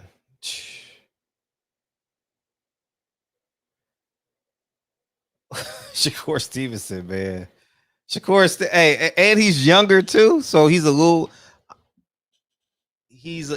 less seasoned. I'm gonna use the term seasoned. So he's gonna go off the handle. Oh man, these press conferences about to be gold, man. But I'm just gonna sit back. I'm just gonna sit back and watch, and I have no dog in this race. I think I like Shakur Stevenson a little bit more because I've had more conversations with Shakur. Jamel Herring was actually scheduled to be on the show, and he canceled without even calling PPD to cancel. So you guys know how I feel about people who disrespect the show, who disrespect me. I can give two shits. You know what I mean? I don't need to interview him or talk to him again. But if he loses, he's going to be a forgotten fighter, and that's going to be sad. You know, you put all that work in. I mean, he's literally going to be a forgotten fighter. No one will ever remember Jamel Herring's championship run. That's what he's up against. They gonna disrespect him. They gonna offer him $20,000 for his next fight, and oh yeah, it's about to get bad. So he has to win this fight. And but how many times can you bully him though? I'm watching it though. I am watching that fight. I'm watching the pressers. I'm gonna go to their Twitter every 3 or 4 days just to see what they talking about. I'm serious, man. That shit. What's the date for their fight? Do anybody got the confirmed date? Is it October, November? Hey, Bob Arum got lightning in the bottle though, for real, because that sells, man. What he has right here is similar to Jamel Charlo and Tony Harrison in terms of it's November. Oh my God, November. Someone says November. Someone says so. It's in the fall. But just like PBC got lightning in the bottle, that press conference was epic. Tony Harrison, October 23rd in Atlanta. Okay. October 23rd. I like that. October, August. Oh yeah, we. I don't know. I can't count, but how many months? 3 months away. August 23rd, September 20. Oh yeah, we 2.5 months away. We 2 months and 21 days away. Fred, never been more disappointed in a fighter than Keith Thurman since one of my childhood's idol, Mark Breland, other Larry Holmes. When Breland lost, to Marlon Starling, he was iced out in 1987. Remember that? Was knocked out cold. I remember that vividly. Is it me? Or did it's about 10? Thank you, man. Thank you for is it me? Or did old school fighters sweat more than these fighters today? Because I'm thinking about Mark Breland and Marlon Starling. Them motherfuckers were drenched. I think I think fighters today don't warm up. Something is different because and the material and the sweats, I mean, and the shorts are different too. Because remember in them old fights, the shorts be drenched in sweat, but now they got like the absorbent type of material now or something. I don't know, but anyways, blame the food. All right, blame the food. But they look different though. They look different. You can't count either. It's after 10 o'clock. Y'all know what happens to my brain after 10 o'clock. Good point, Picasso. Dehydration. You're right. Thank you. That answers a lot. Because them Sugar Ray Leonard fights. Jeez, what's up, Al Green? Hey, welcome to the show, though. Welcome to the show. Welcome to the show, Al. And but it's just it's interesting to see how they don't sweat as much. Yeah, they dehydration to get to the smaller weight class. You're right. Great point. And Mauricio Suleiman is we gotta schedule Mauricio Suleiman soon too, because his quarterly report should be coming up pretty soon. And you know what's funny too? I enjoy having conversations with y'all, interaction with y'all as opposed to the guests. So that's why I haven't been as aggressive as I should with the guests, because I really enjoy y'all hating me, loving me every night. You know what I mean? As it pertains to the topic. How about we got another phone call tonight? This is the slowest night in the history of the shop. My nigga, this is dedication. This is anti-hesitation. This is a real nigga celebration. What's up? Fred, I got a question for you. Oh shit. Everything's popping in November and October. What does this long break do for your man Wilder, and how does it help him prepare for this trilogy? I mean, being that he has a new trainer, and the disciplines of the new trainer, the voice of the new trainer, I think it can do anything but help him. And especially what we got against Fury. I'm taking like I'm team, like I'm in the camp, like what we got against Fury. But I'll say this: we all know that Tyson Fury is he will be in a fat camp for some portion of this camp. It's very evident. So it looks like just on physical appearance, I was fortunate enough to see both of them. Wilder's in better shape. Wilder, I think space wise, mental space wise, he's in a good space. Fury, I think for real, I think he's in a precarious position. I think a piece of Tyson Fury wants to retire. I think a piece of Tyson Fury wants to like play games with Deontay Wilder, and there's a piece of him that wants to fight. You know, he wants to string the fight on. He's one of them. He's one of them type of capers. You know, like that. The tragedy is we all know Fury is a mess. Fury was a mess. When wasn't he a mess? He was a mess before he fought Wilder. He's a mess now. He's a mess during this whole thing. And the sad part is, Fred, is what I tried to tell you in the first place. Wilder brought this fool into the conversation. He should have left him at the curb, period. We shouldn't even be talking about Fury. I mean, you understand my point? Yeah, hindsight's 20/20. Yeah. Because he needed that fight. Fury needed to fight because he wouldn't fight him. But what does Fury have to do? If Fury wants to win, what does he have to do? If I don't think about that. I don't want to answer that question. No, but for real, I just want your objective opinion. I don't really want to be objective about that because I just want and there's no shade to you. I'm just in the mindset of Wilder winning. I'm not gonna But I'm just saying from a strategy standpoint, if he wanted to upset Wilder's strategy and maintain, I don't think he can. You know, I don't think he's physically capable of fighting rounds 8 through 12. I don't think he's capable of doing that. So you're saying if it's not going to 8, then no. Get him out. If I'm Wilder, I would enjoy the 8th round. Like I want the round. I want it to go to 8 because if you go to 8, you get your wish. You get a tired Fury, slower, and you get your wish. I mean, it's very apparent Wilder and Fury are made. God created them different. So Wilder looks to be in tremendous shape. And I think rounds 8 through 12 will be tough for Fury. Fury's a quitter though. Fury got quit in him. Fury got quit in him. Yeah.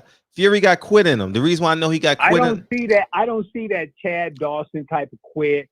I don't see that Kell Brook. Oh, you don't understand. You know what I mean? Yeah, no. Here's what I'm saying by quit. Not like that, but the built-in excuses outside of the ring. You understand? Like, I don't think he'll quit on the stool. I don't think he's that person. But I think he'll quit. Like, he won't go run his miles. He won't show up for training every day. He won't do his meal prep. You understand? He'll quit in that way. You know, I don't think dope addict. That's dope addict. Exactly. Exactly. I think that's who he is. And October 9th, everything will be everything. We 2 months away again. Okay, I'm giving you the ball. If Wilder wins, what does Wilder's future look like? What does the heavyweight division look like with Wilder as a 2-time champion? What does it look like? Do we go back to the same Wilder, selecting his opposition very carefully and sending it through his committee? Or does Wilder step up and fight top competition and unify? I mean, what does it look like? Well, I think be honest with you, Wilder has fought 2 of the top 5 heavyweights 3 times. You get what I'm saying? So from that perspective, I think Wilder has done a little bit more than I wouldn't even say a little bit, because Luis Ortiz is a top 5 heavyweight and Tyson Fury. So he's done it 4 times. He's fought. So I think, be honest with you, I think the fans need to just be clamoring. Fuck the money. Fans shouldn't talk about money. Fans should remind these people, sit your ass down and make the fight. Thank you, Jarvis. I don't give a fuck how much money you're making. I don't care who's the my ace. last question to you is, why does a heavyweight division, does boxing, why do we need Wilder? Why is he relevant? He's the heavyweight champion. October 10th, he'll be the heavyweight champion. Eastern Standard Time. I'm just saying now and going forward, win or lose, why do we need Wilder in the heavyweight division? He's the only American he's the only heavyweight champion. He's the only heavyweight in America that moves the meter. No other heavyweight champion moves the meter. He's a bronze medalist. He's knocked out 41 or 42 opponents. You know, he's done his part, you know? And the only Fred, and honestly, the only reason why I asked this question is because he's polarizing. Okay? He doesn't have a majority one way or another. He's split right down the middle. Half the people support him and another half hate him. That's good. He's very polarized. Mm-hmm. Well, you called in and framed your phone call about him as opposed to Anthony Joshua, so that makes him important. We have to talk about this guy. He's not in the title. The trilogy. He's not in the title. Fred, we got to talk about him until the trilogy happens. Yeah, and for sure. We can thank Fury for this, for having to talk about him for 3 more months. Mm-hmm. You know what I mean? Mm-hmm. But honestly, he's too polarizing, man. I mean, let me tell you another person who's polarizing. Hillary Clinton. You know, polarizing. Right? Oh, no, I don't think so. Her ass. Half the people hated Hillary. The That's other funny. half I don't think she's polarizing at all. Okay. I think black people made a huge mistake. Yeah, but Wilder's polarizing. He's polarizing to the black community. I know a lot of people who can't stand Wilder, and then there's a few who are like, yeah, he's all right. I'm rolling with him, but he should have fought AJ. You know what I mean? Mm-hmm. There's so many doubts within his own race about him being significant in the heavyweight division. And I'm not just talking about now. I'm talking about what we even be talking about him 10 years from now, win or lose. Oh, for sure. Wilder's the most dominant heavyweight in the history of the sport through 42 fights. Okay. Y'all forgetting the accolades. And order the movie, man. You talking, order the movie. I'm going to order the movie. All right, Fred. Have a good night, bro. And I'll talk to you later. All the time. All right. Peace, brother. Yeah.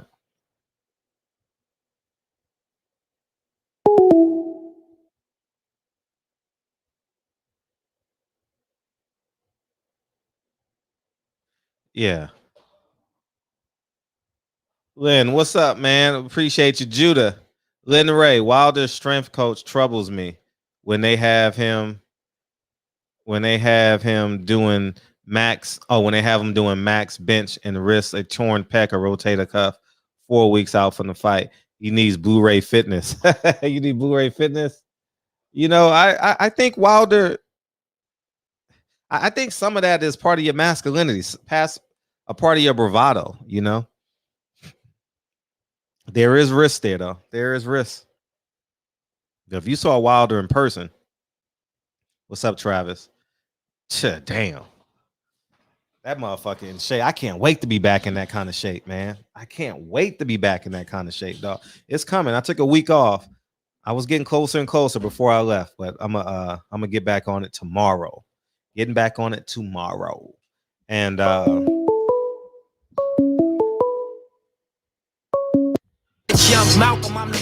256. What's up, man? Where you been? Man, I've been around, man. How you been, man? Did you enjoy your hiatus? Yeah, hiatus. Yeah. What's up? Good to see you, man. Good to see you. Good luck Likewise. on the movie premiering this week. Thank you. Yes, sir. Yes, sir. Man, I'm so sick and tired of these Wilder haters calling in just to hate, man. If see, me and my wife have this conversation all the time. The best way to not, to ignore somebody that you don't like it's just indifference. You don't care. You shouldn't care.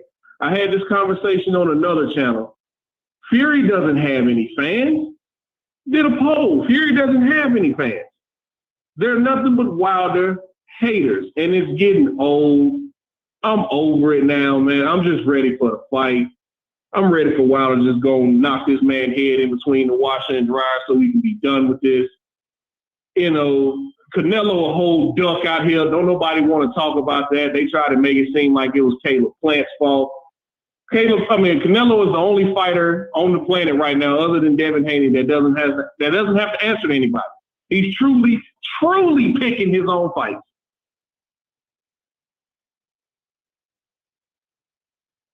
And nobody has a problem with it. Well, Caleb should have took whatever. No, at the end of the day, I'm a man. At the end of the day, I'm a man. And I applaud Caleb Plant for standing on something. You want the ring size? Fine. I took the money you gave me. Fine. We're going to have it in Vegas. Fine. But you're going to sit and tell me, nah, if I get hurt, you're going to wait. What? I'm a grown-ass man, dog. If you get hurt, I'm moving on, just like you would move on if I got hurt. I applaud Caleb Plant. I really do. Now, with that being said, I hope he fights another one of these killers at 168 to make up for this. But I applaud him for standing on something. You gave him everything else, if we believe the reports that's coming out. You gave him everything else. But for the man to sit there and tell you, no, you're going to sit and wait if I get hurt or if I get COVID. Huh? But nobody has a problem with that. Triple G says, you know what? I'm not going to fight until the end of the year. I'm going to hold on to my belt. I'm not going to fight till the end of the year. Nobody says anything. This anti-PBC rhetoric that is getting thrown around out here is just getting ridiculous. And I'm just sick of it, man. And you opened the show talking about the baby situation. Can you hear me? Can you hear me okay? Yeah, very well. Okay. I didn't know if I was cutting out or not. But yeah, man, like I said in the comments, man, me and my wife have been arguing about this for about a week now. And it's just, where does it end? Where does it end? Like, they tried to cancel Lil Boosie about a year ago when he said what he said about Dwayne Wade and his son. That didn't work. Stop trying to normalize weird shit. She says we shouldn't care if we're not gay. We should just mind our own business, let them people do what they want to do. No, because they don't let straight people do what they want to do. Like, I'm on social media, I see these comments, and these gay personalities can get in these comments and talk reckless all day. And as soon as you respond, you're promoting hate speech. No, sometimes if I smack the shit out you, it's not because you're gay, it's because you're an asshole and somebody needs to smack the shit out you. But my brother-in-law's gay. He's a gay mechanic. How funny. My wife's father spent years trying to man him up, had him outside laying shingle, fixing cars, cutting down bushes, trying to man him up, getting him around the men. It didn't work. Now the man's a gay mechanic. How you like that? That's funny because I talked about a gay mechanic at the top of the show. That's funny. Did you? I missed that. I did. I sure did. He is a gay mechanic, man. He can completely take a car apart and put it back together. Gay as hell. Love him to death, though. So, to me, it breaks down into that whole nature versus nurture, thing. Well, obviously, it was nature in his case because he was around men. He was around men his entire life doing quote unquote men shit. And the man still turned out to like me. But, you know, that's my little spiel. And I just wish, you know, the whole, like DB speaks about it all the time, wearing the tight jeans with your booty out. You know, we normalizing men wearing purses now. Like, I'm 32, but I remember if a man wore a fanny pack, you were considered soft. I remember that time in society. Guys can get, you know, their nails painted, all types of shit now. But I just quit trying to normalize weird shit. I don't have to like. He didn't have to like seeing men do whatever they were doing in the parking lot. He didn't have to like that, and it's his right as an American to speak on that.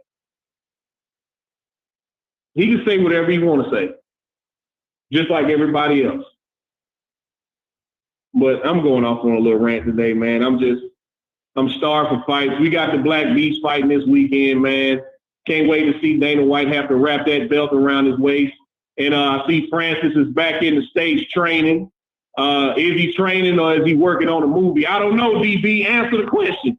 Is he working on a movie or is he training for a fight? Derek Lewis waiting on him. Well, hopefully he'll be waiting on him after this weekend after he knocks out Cyril Gane. But I'm waiting on the Arrow fight. Damn sure waiting on the Deontay fight. I just need some fights, Fred, because all this weirdness in the news is starting to get to me. Football season is right around the corner. So maybe that'll level some stuff out, man. I just had to call in and rant for a little bit, man. Glad to have you back. I'm glad to have you back. We're gonna chop it up, man. Shout out to everybody in the chat, and I'm gonna get off the phone, man. Oh, that's fine. We here for it. We here for it. Express yourself. Yes, sir. Yeah, all the time. Yes, sir. Y'all take it easy. Yeah.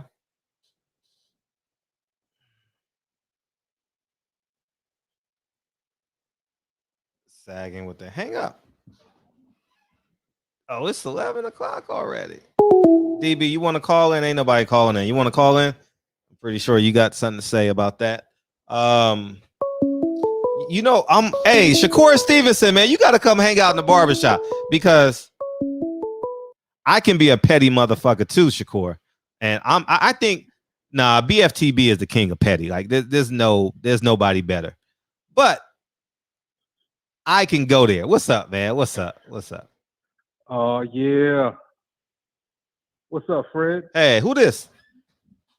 Man, you don't know who my bad, I ain't mean to cuss. You don't know who this is? Nah, nigga, who this? Do I owe you any money? Rob G. Oh, what's up, Rob G? What's up, man? You don't call in? How am I supposed to? What's up, man? What's up? Man, I just want to call in and congratulate you on the film, man. Thank you.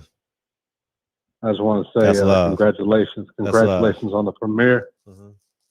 I got the pre-order a few weeks ago, a couple weeks ago, whenever it was, and I can't wait to see it. Yes. And I just want to say to anybody and everybody, man, support independent filmmakers like yourself. And so let me ask you this, man. How you feel? How you feel now that it's done? I feel great, man. I feel really good.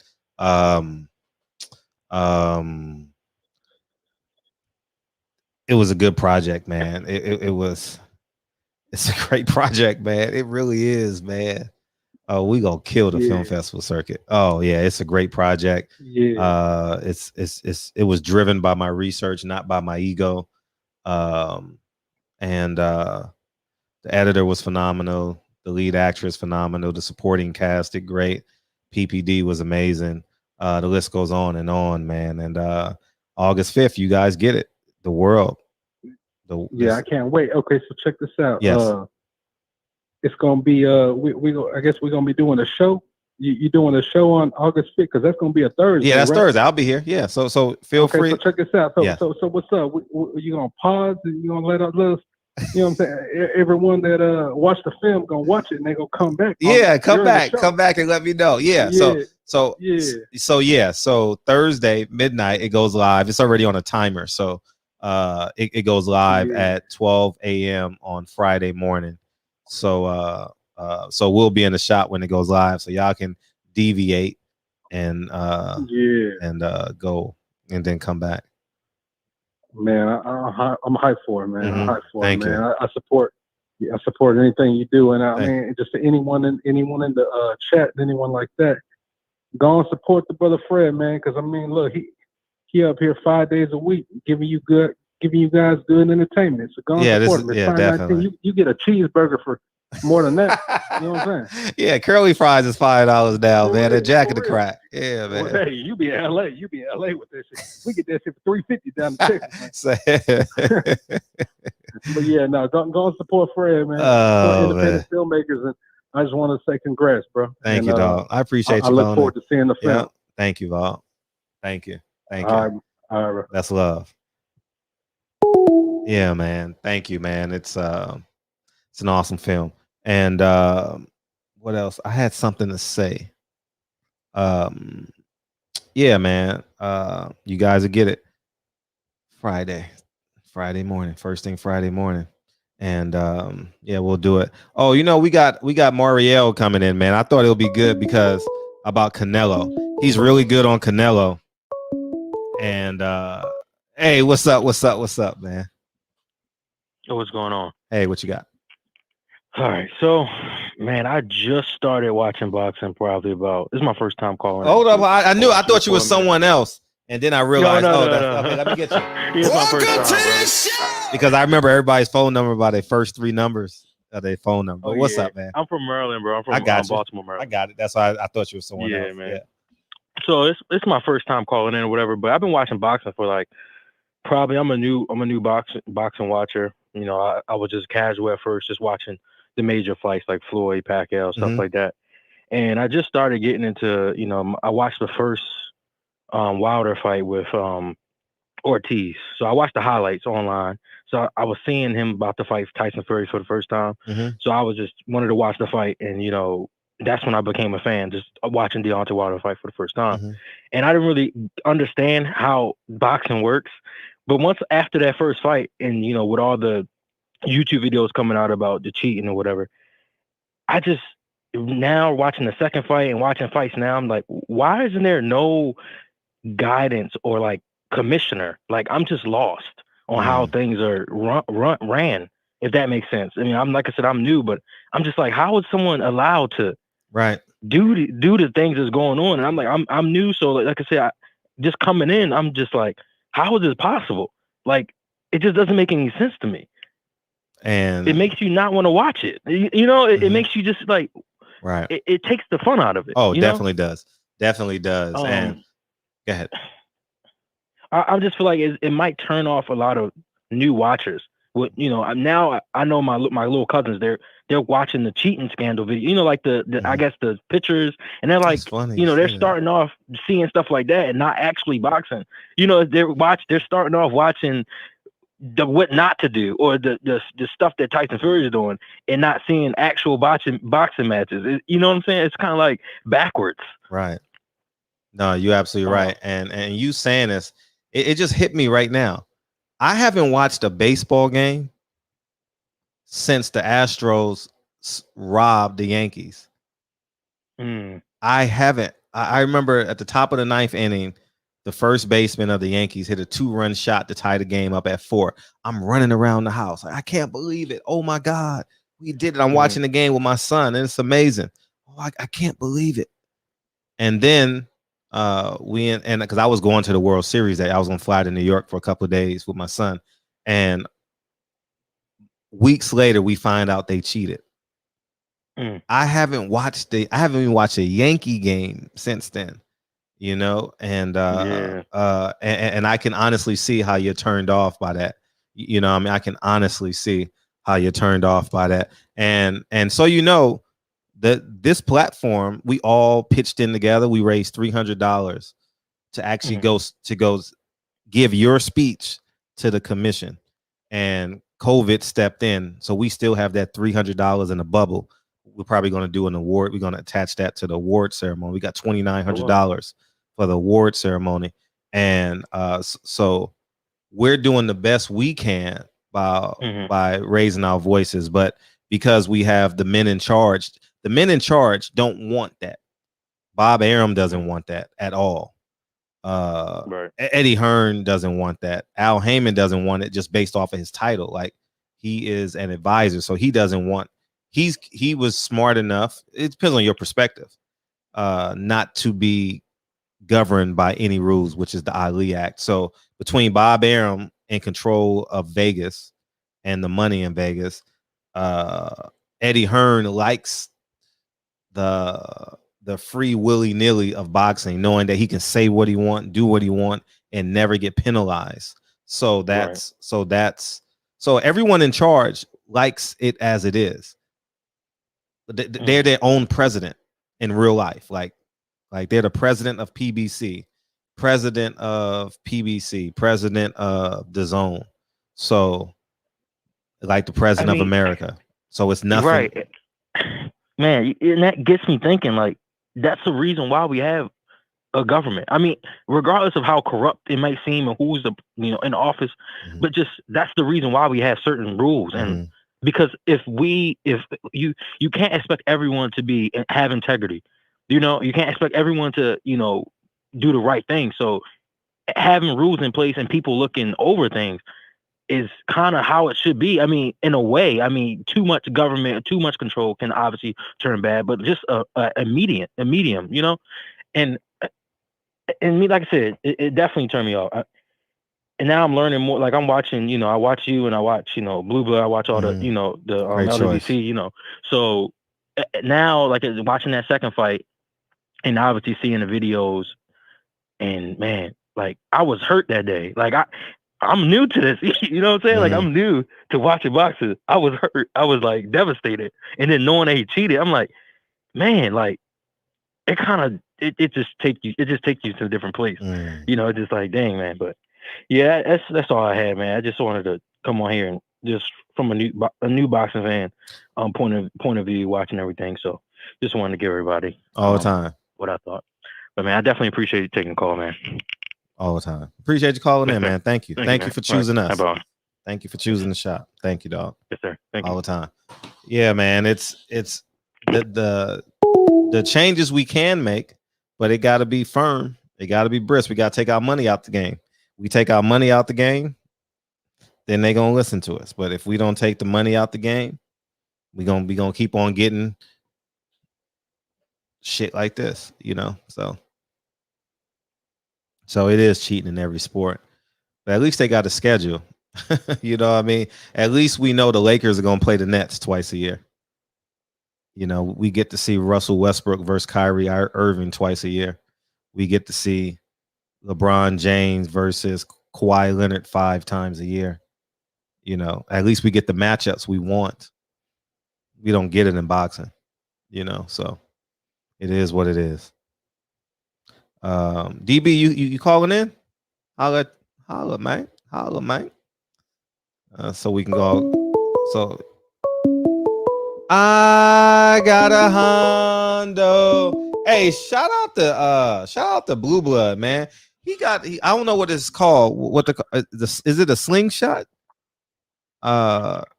His car looks amazing, dog. Blue Blood out there having the time of his life, man. What's up, Vegas? What's up, Fred? How's it going, bro? I'm good, man. What you got? I'm about to call you. Your brother about to call in after you. What's up? I know. That's what I had to call in. I said, you want the Mexican DB or you want which one? I want both. No, I called it last night, right? I said, Fred's the Nostradamus of boxing. Yeah. Appreciate you. No, it wasn't. Don't you think it's kind of suspect that the whole thing with the Jamal Herring Herring? And, for sure. Very suspect. They set the fight. But WBO's already got the purse bid. So I was like, how are you going to set something if the purse bid hasn't even happened yet? Man, because they don't want to pay him. Yeah, because they don't want to pay him championship wages. So they know, Bob Arum he's the only one that's going to bid on this fight.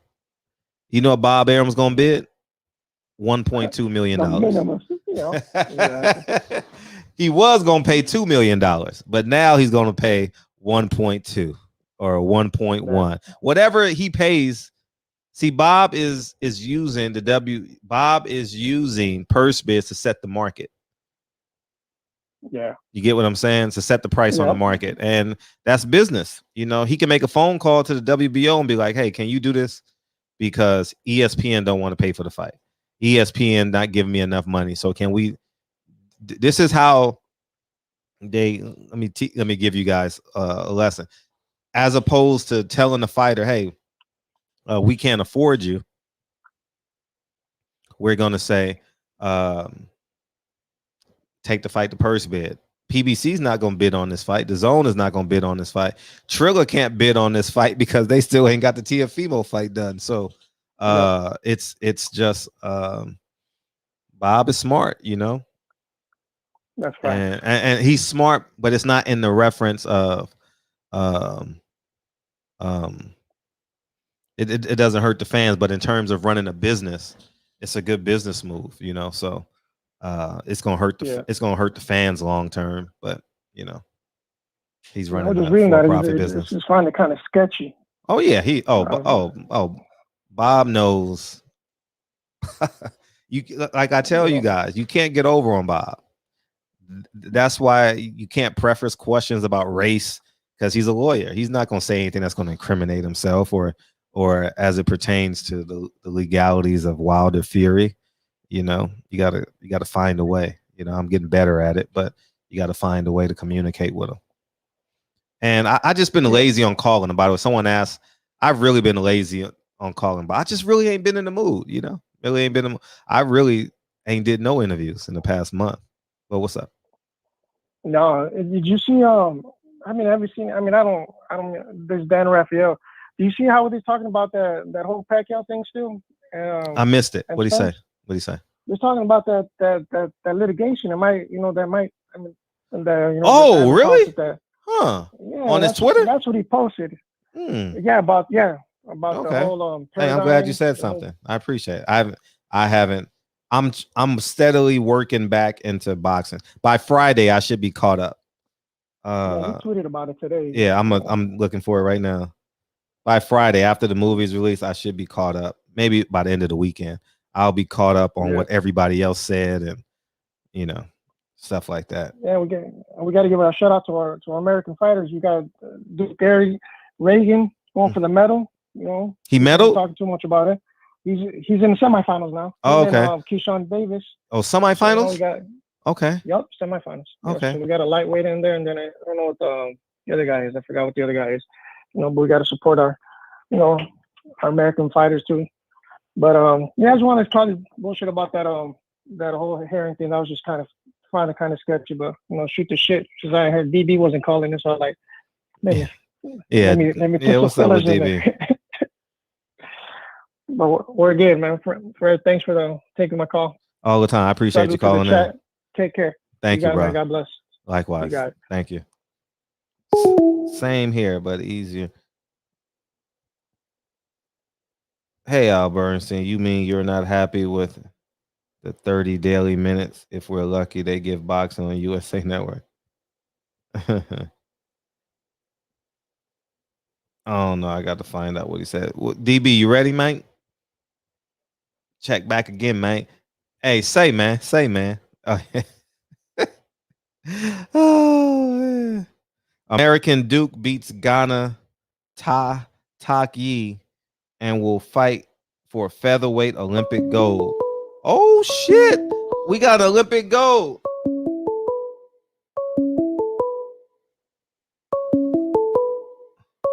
Hey, what's up? What's up, Josh? What's up, DB? Hey, what's cracking? Hey, no, my boy beat me to the punch. You know what I'm saying? My cousin beat me to the punch. I was trying to call in a second ago. Oh, okay. What's up? Oh, yeah. Hey, you gotta bring me up to speed on the Pacquiao thing. I don't know. Me neither. But I remember it was some litigation pending about one of his lawyers had set up a fight with him and Mikey Garcia. And so he wants money, a breach of contract or something. So it's not. Yeah. Mikey being a little diva again. No. Pacquiao's lawyer said he was signed up to fight Mikey Garcia, but now he's fighting Earl Spence, and so now they're mad about that. So they're going to take him to court, but I don't know if it can stop the fight. That's what I'm saying. Mikey is mad because he wanted to fight. No. It has nothing to do with Mikey. It has something to do with Manny Pacquiao. So Pacquiao suing himself? No, he has multiple lawyers, multiple teams. Man, I'm so confused. Right. Lawyer, one of his lawyers is suing his other lawyer? One of his lawyers is suing Manny Pacquiao for breach of contract. So he has two sets of teams, probably. So, but what did he do to breach the contract with the attorney? He went and fought Errol Spence with another team and attorney. Yeah, I'm still not catching it. Manny Pacquiao has Team A and Team B. I get it. Okay, got that. No, but I'm saying, but what is he suing him about? He had somebody else to negotiate the contract. I mean, to read over the contract. No, the fight didn't happen. They were. I think they had signed paperwork or something. But where does the lawyer lose money? That's the part I'm not catching. That's where because it's a different set of lawyers that's working on the Mikey Garcia fight, as opposed to the Earl Spence fight. It's not the same team. So the lawyer would be the lawyer that would be suing the petitioner would be losing out on money because he gets paid to read the contract or interpret the contract, right? I've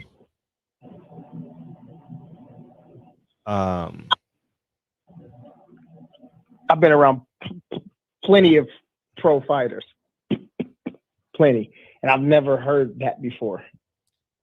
I've never even seen anybody. No, I'm with you on it. I've never seen that, but it's okay. No, we have seen it. It just hit me. Canelo. Remember with Canelo and Golden Boy? What happened in Miami? Right. Same thing. Similar. Not similar, but that's the best example I can give.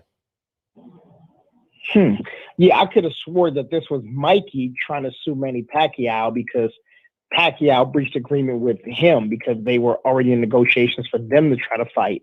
And then Manny said, okay, I got a bigger and better fight with EJ. And so the Garcia girls got upset about that and started to petition for a suit.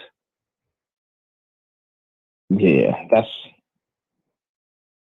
what I'm thinking. But yeah, always something with the divas, man. Always something. Let me see. Your cousin, Pound for Pound Sports Entertainment Hawthorne said Pacquiao took advance money. Oh, see, now it comes out, and I wouldn't doubt it. Okay, yeah, Ryan Jackson said I was right. That's what I thought so, man. I thought that was a story, but maybe it's two stories in one.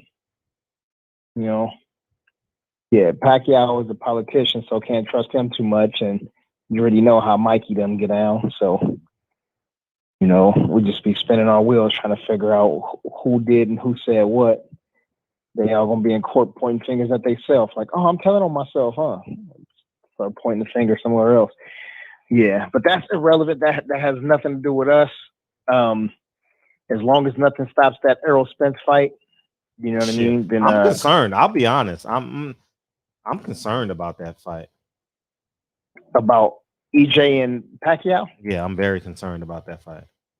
Man, we weeks away. I think that if anything, Pacquiao takes this fight because he's gonna make, you know, maybe 5 fights in his career. He probably made as much or more money. You know what I'm saying?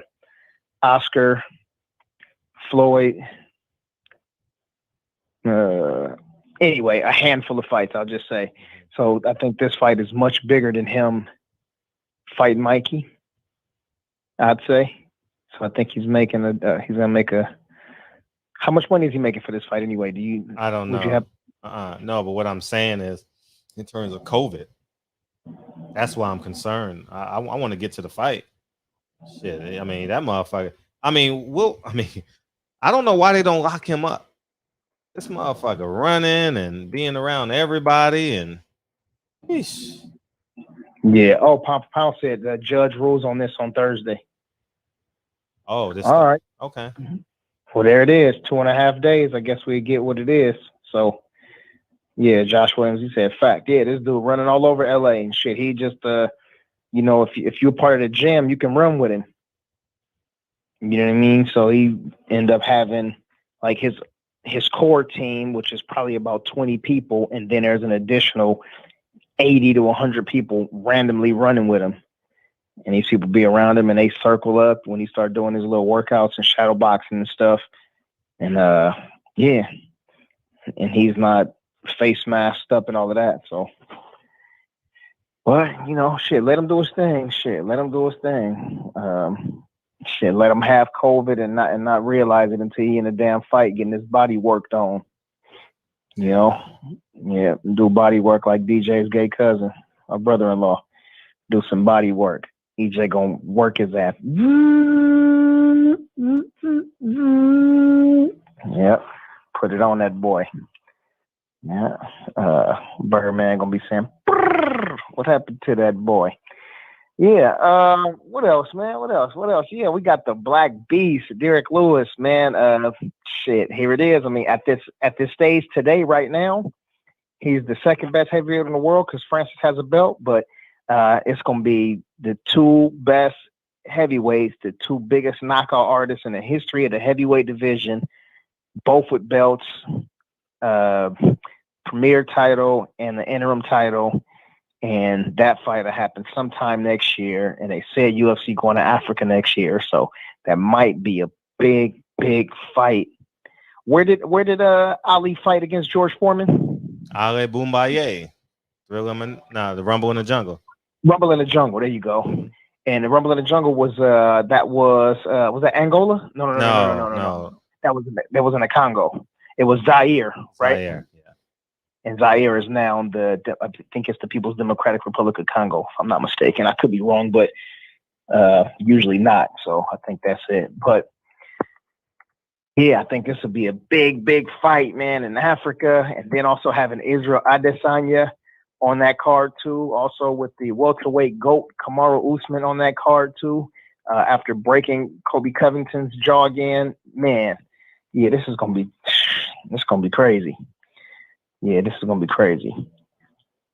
Oh, somebody said Manila. No. No, that was Foreman, Thriller Manila, right? Yeah, that was. Yeah. Had the Thriller Manila and the Rumble in the Jungle. Yeah, G Brown got it. And self-realization. Yeah, they got it. Yeah. Kinshasa. Yep. Yeah. That's right. Is Zaire? What you say, Mr. Blue? Is Zaire? Oh, Zaire. That's what he's trying to say. Let me see. Josh Williams said, Israel, always a great fighter to watch. Yeah. If you want to see some great kickboxing, especially some MMA kickboxing, yeah, Israel Adesanya, he does a great job of his distancing and mixing up his boxing and then throwing some hard-ass leg kicks in there. That's a fact. But, yeah, y'all got to tune in. Y'all got to support the Black Beast. They fighting at the Toyota Center, I believe it is, in Houston, and that's his hometown. He in H-Town. They got a cool little undercard on top of that, too. If Kyle is super busy on Thursday, shit, we're going to find a way to do it. Shit, we're going to be on the Sweet Science Examiner or Reggie Owens. We're going to find somewhere, though. We're going to talk about this on Thursday. That's a fact. And speaking of the Big Tank, he right there in the chat, too. Paradigm Sports Management is the management company that is suing Manny Pacquiao. Got it. They're the ones who negotiated the fight versus Mikey Garcia. But Manny took the Earl fight instead, and they lost out on that money. Got it. There you go. So if y'all want to know what happened right there, look at the Sweet Science Examiner's comment right there. I think that sums it up right there. So between what Tank and Pound for Pound Sports Entertainment said, yeah, we got it squared away. Then go Kyle. Kyle said, chill, champ. Hey, Kyle had me ready, man. I had fucking 5 pages full of notes. He had so much MMA shit to talk about. Man, he just shut the show down. I love Kyle, though. what I'm saying? Even though he left me hanging in LA. It's all good though. And listen, he was talking about, never mind. I'm gonna get on Kyle Show and talk some shit to him in a little bit. Manila is in the Philippines. Yes, Noah GX, that is correct. Manila is in the Philippines. Let's see. Asian Math said McGregor suing also. Who Really? McGregor suing? Really? Who the fuck is McGregor suing? He trying to sue Pacquiao? McGregor trying to get that money back. He got one rape case and 2 other sexual assault cases. He got a case where he hit a cell phone out of a fan's hand. He threw a Coke bottle, was trying to hit somebody in the crowd and ended up hitting a little girl. I mean, this dude got more cases than a motherfucker. Really? Like they sound boys in the hood. He threw a dolly at the bus when he was trying to so-called get at Khabib, and got glass in Ray Borg's eye and Josh Smith's eye, or in his head, and also Rose Namajunas with some psychological damage. Conor McGregor is he's the biggest scum in combat sports. You know, shit. He makes Canelo, looks like a shit. Yeah. Motherfucker, something else. Yeah, Butch Banks said that dude is done. Yeah, he done.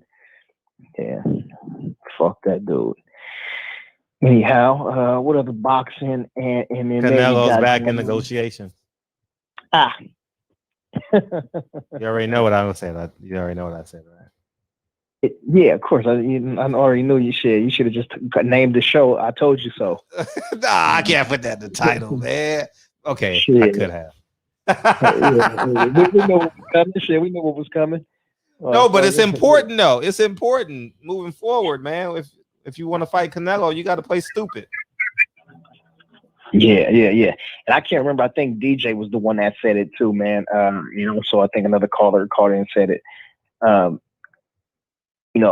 saw a lot of people in the chat saying, man, he should have just took the money. He should just take the money, and the negotiation shouldn't be this hard. Like, this is the biggest payday of your life. And listen, for some fights, I understand and I get it, but Canelo will always in negotiations, as I said yesterday, he will always attempt to be the puppeteer and to try to move things and to see what he could get away with, and shout out to whoever he's fighting to get more money and a shot at beating this dude. I still don't trust Caleb Plant. Shit, don't get me wrong. I just want him to beat Canelo Alvarez. Canelo, what they call him? Canelo Alvaroid. Canelo. Yeah.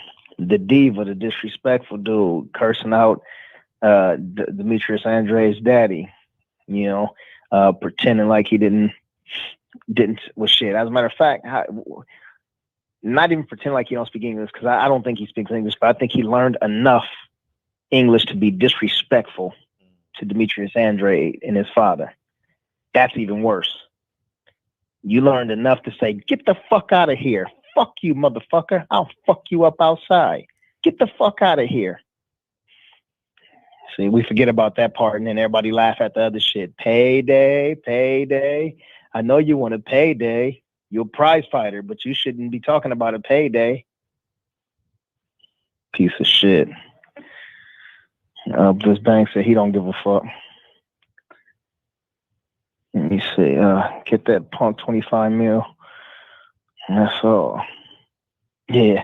I'm just mad that this Caleb Plant getting this money. I wish this money stayed completely in our community and not semi-halfway. Yeah. But, we shall see what happens. I still think the negotiation is going to break down at least one more time. Really? Yep. At least one more time. And then they'll get back into the negotiations. I think Caleb Plant is seeing that's probably the most money they'll come across. And it's also an opportunity for him to be able to unify those belts as well. So, yeah, I don't know. I just don't want that to be on Canelo's resume. Yeah. If you're ever looking for a Canelo hater, just say my name. Point to me, look for me, reference me. I'm the Canelo hater. Anti-female. Who's worse? Who you got? Who got it bad? Who got it Oh, worse? no. Canelo is worse. Teofimo ain't stuck no needles in his ass. See, Canelo ducking fights. How you gonna stick needles in your ass to give you more confidence and then duck fights after you stuck needles in your ass? That's worse. See, Teofimo, he knows. He put y'all saw him he did the little Instagram where he was like he put the duck shit on the duck hat on. He was like, I'm the biggest duck, and started running around like a goofball. He understands that he knows he's a duck. Canelo tried to convince himself that he's not, and then he got a whole bunch of these cheerleaders and man fans who reinforce his bullshit. The boxing media reinforces his bullshit. And Teofimo hasn't gotten to that level yet. Yeah. Teofimo has only ducked, I would say, just basically avoiding Devin Haney. I don't think he's ducking Tank Davis. Has he ducked Tank at all? I don't think so. I don't think he's ducked Ryan Garcia or he already fought Comey. So, his is one. Canelo bouncing around, doing all of this weight training, weight cut. I'm going to go up to this division. I'm going to go down to this division. I'm going to create a Canelo weight. I mean, it's just always something with this fucking diva. Anyway, shout out to Part 4 with the $5 holler. Said, glad y'all back. I missed y'all. The barbershop gives me balance. Much love, Fred DB, Patty Dean, and the chat. Shout out to my cousin Part 4, man. Appreciate that $5 holler. What's that? With that quarter of a dub. Appreciate you, Part 4, man. Thank you, man. I missed you as well. Appreciate you. My brother. Man. Shout out to JQ. He said, DB, let's get it. All right, yeah, I didn't get my rant a good while, man. We at 11:30 right now. I know Kyle ready to cook, and got old girl over there too. She said she's going tonight, right, to Kyle? Yeah. Yeah. All right, so let's get in. Who we got tomorrow? It's just us. L is coming in. We're gonna talk. He likes Canelo, so yeah. So feel free to come. I want him to talk. Yeah. I want him to talk the Canelo stuff. You know what I mean, and all that. So I figured. No, I love L, man. That's family, and he understands boxing, and I think that he just appreciates the boxing. And I know from being from the town that he don't like all of the ducking shit, and I'm pretty sure he'll speak the truth to that right there. But we talk, man. I love when L get a chance to come through. Absolutely. Also, Be the Guy said, do you think Andre will fight Benavidez? Yes. I think Andre will fight Benavidez. I think Andre will fight Charlo. I think Andre will fight Triple G. And I think Andre will fight Canelo Alvarez. I think that David Benavidez will fight all of those guys. I think that Jamal Charlo would pick and choose. And we already know that. I say this, Jamal got to show me something. Yeah. Like at the he's rich. He's rich. I know you're rich. You just got to show me something, man. I got to see it. I got to see it, man. I got to see it. Yeah. Warren Richards in the chat. My brother Warren Richards, he said, I got a chance to kick it with Sean Porter this week. He is at a job detail in CTNBC. Oh, Connecticut. Oh, yeah, that's dope. Cool. That's dope. I'm glad you had a chance to meet him. He's a quirky, nice guy.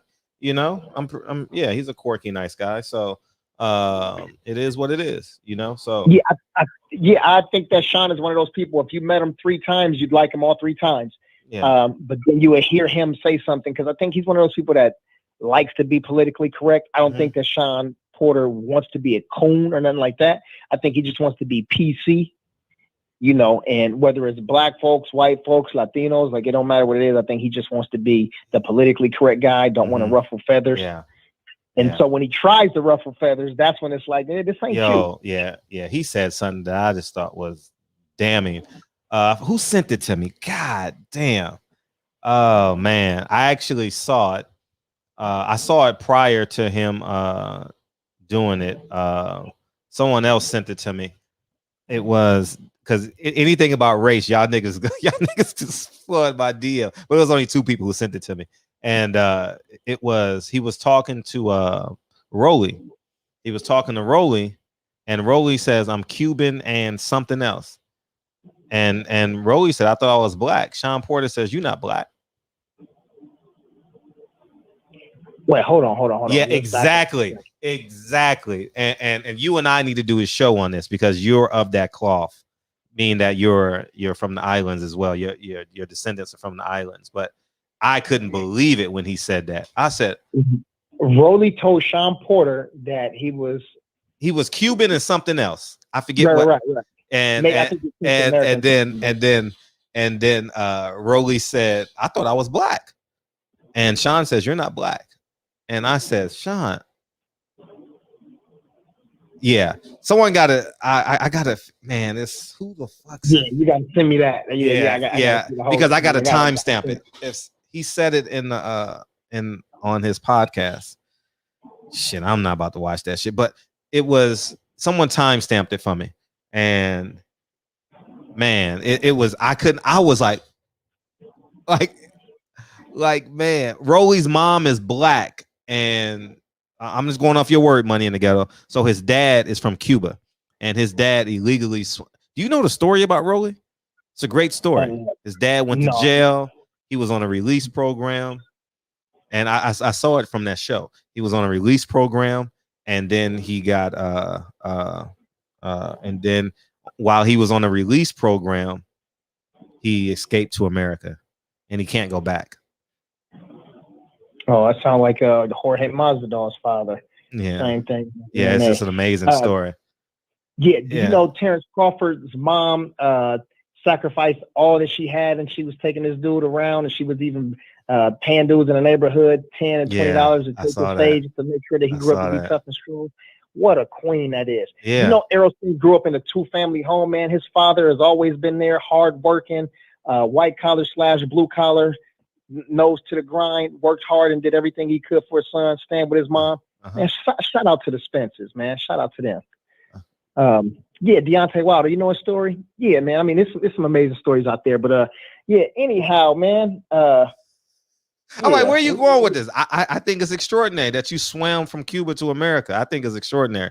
But anyway. You don't like Rolly either? Nah, hell no. I like Rolly. I like Rolly. nah, yeah. Oh God, dog! Yeah. That's Rolly funny. is the people that watch MMA will know this. Rolly is who. There's a guy named Colby Covington. Heard of him. I've never heard him interview though. Rolly is Colby Covington. You know what I'm saying? He felt like, man, you know what? I'm a decent boxer. I'm under the Mayweather banner. People should know me. They should notice me. I'm in this gym with all of these guys. We got a whole bunch of pub 4 and 5 years ago. And nothing really happened for me. I'm good friends with Tia Female. You know what I mean? And so I gotta say something wild and weird. And Sure. I gotta say something to get to ruffle feathers. He reaches. Right, I agree. He definitely reaches in the interview. You can see his head spinning. You know. He says some funny shit sometimes though. But I get your point though, 1000%. But you gotta hear. Callahan said Rolly is an acquired taste. Yeah, I believe that. Yeah, definitely unacquired more so. I would say, but you gotta hear Sean Porter say directly, "You're not black."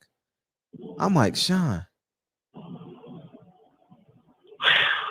I gotta watch the whole interview. He meant no harm by that. You think Sean was joking when he said that? I don't think you joke like that. Anyway, I'm wrong. Anyway, maybe I don't know the texture of the conversation. So maybe I'll rewind it 2 minutes before that. And then is this on Sean Porter's podcast? Yeah. Oh man, I don't want to watch an hour of that. God damn. Someone timestamp it and send it to me. DM it to me, please. Do us a favor because maybe we'll talk about that tomorrow, man. So yeah. It's like the conversation we had about the black actors being from the UK. You know. Right. Yeah, that was a good conversation. Yeah, that was a good conversation. Like, great conversation. Yeah. So I just think we're all black at the at the end of the day. But capitalism did a doozy on us, and that's it. You mean the ones that are black, not everybody? No, I don't. I think everybody comes from black. Oh yeah. I think everyone is a descendant of black. Right. Yeah. But perfect. Chris H. Shout out to Chris H in the super chat with the $2 holler. He said, I sent it to your IG. Okay, let's play it now. Did you timestamp it, dog? Because I'm not about to listen to that shit for an hour. Salute to Chris. To Chris. I mean, Sean probably say the same thing about me. He's not entertaining enough for me. Like, I'm not gonna watch an hour of Sean. Thanks, Chris. Oh shit, he timestamped it for us. Okay, good. Okay, perfect. Let me connect my phone. Thank you, Chris. Thank you. You didn't have to super chat that in, dog, but we definitely appreciate the donation. Where Phil J5 Boy said, meaningless research, in my opinion. Man, shout out to David Salas, man. He said, I missed that joke. What he said? Sean, not a problem. And Rob G said, Raleigh is like eating liver. Ain't that shit nasty? Oh, that's Wi-Fi. I'm looking for Bluetooth. Yeah, that would be Roadcaster.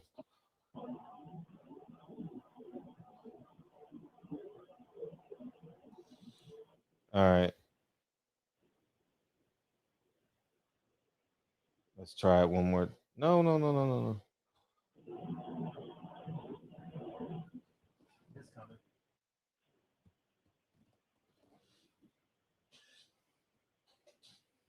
Oh, he sent it to my DM, so I can play it from my DM. I don't know what you were. I ain't gotta connect my phone. My bad. My bus. My bad. Okay. Okay. Thank you, Chris. Again. All right. That's what. Okay, now let's bring it in. Let's see. Share. I'm gonna just play it because I don't know what Sean don't like me too much. So let's just play it. Listen. So tell everybody, I don't even think people realize that you're a Cuban American. Yeah, go and tell that story. I thought I was black. No, you're not black. I thought he was mixed, right? Black and white. Yeah. So yeah, let's hear the story. That's what. So tell everybody, I don't even think people realize that you're a Cuban American. Yeah, go and tell that story. I thought I was black. No, you're not black. I thought he was mixed, right? Black and white. Nah, Sean said it with a straight face. Y'all got to see it, dog. Because I don't want to reach on the porters and then people think I'm mad. I'm still mad at them. Like, so no, I can share it, but I just, all right, y'all be the judge of this. And whatever y'all decide is how I'm going to respond publicly. Because I don't want to, if y'all say he meant it, then I'm going to go in. Me and DB going to do a special on the show tomorrow. Because I think this is disgusting if he meant it. So here we go. All right. So yeah, let's hear the story. That's what. So tell everybody, I don't even think people realize that you're a Cuban American. Yeah, go and tell that story. I thought I was black. No, you're not black. I thought he was mixed, right? Black and white. Yeah. So yeah, let's hear the story. That's what. So tell everybody, I don't even think people realize that you're a Cuban American. Yeah, go and tell that story. I thought I was black. No, you're not black. I thought he was mixed, right? Black and white. Yeah. See what I mean? See, I thought you were mixed, black and white, and then Sean says, yeah. So he meant that shit. See, that's what I'm saying. Like, he meant that shit, but he has kids like mine, like they're biracial. So I'm confused. Like, so I was kind of, that threw me in a loop. So he looked down at his son and tell his son that he's not black? Like, that's I don't understand. But anyway, Tank just left us something right there. Big Tank said, Fred, you also have to keep in mind that too many American black people are ignorant to the African diaspora, especially in regards to Central and South America and the surrounding islands to the Americas. Great point. Thanks. Yeah, he was serious. Me and DB we gonna open up the show with this. L go in on this too. So yeah, we gonna dedicate the first part of the show to this tomorrow, because I was beside myself when I saw it. I said, huh? Like, hold up. And then I said, no, I'm not gonna respond to this because because of my history with the Porter. So I'm gonna sit on it. Because I was about to snap on him. I ain't gonna lie. So anyways, kid is lost, man. The kid is lost. He has no racial identity. I'll save it for tomorrow. All right. No, listen, me not liking his personality. He said, damn, Fred, we say, no, those aren't thoughts. Say it again. He said, I see that. That's all guys, man. That's Aida. I wanted her to come back on the show. That's all. That's the only person. I ain't got no thoughts in my nah. Shit, my life is an open book, man. You can ask me anything. But yeah, but go ahead. No, I was just saying, like, not liking his personality and him being quirky or weird or whatever. That got nothing to do with the man's, ethnic identity. You know what I'm saying? Like, he is what he is. He didn't choose for his dad and his mom to get together like that. That was their union, and he's a product of that. So he is what he is. Mm-hmm. You know what I mean? And him saying that to the wrong person can be damaging to him and also to people around. Because listen, he is a pro fighter and got a pretty large platform, whatever it may be. I'm pretty sure it's a couple thousand people, if not a million. Hear that, and they also start running with that too. You know what I'm saying? Like, yeah, that was irresponsible, Sean. That was irresponsible. But yeah, we'll talk about it tomorrow, man. I'm not black. I'm Sean Porter. What Jay-Z say like that, man? It's just beside me that he would even. I was shocked. I was shocked because I never. But I knew Sean not to even touch on topics like that. Like, he seems like a guy that would leave that type of stuff alone. But he's getting very comfortable in that chair, so we can expect a lot over the next few years from Sean as it pertains. But the kid said, "Oh, he's black and white," and Sean says, "Yeah." So that means mix. You're not black. Yeah, I got to figure out what the go and rewatch. I'm gonna rewind it.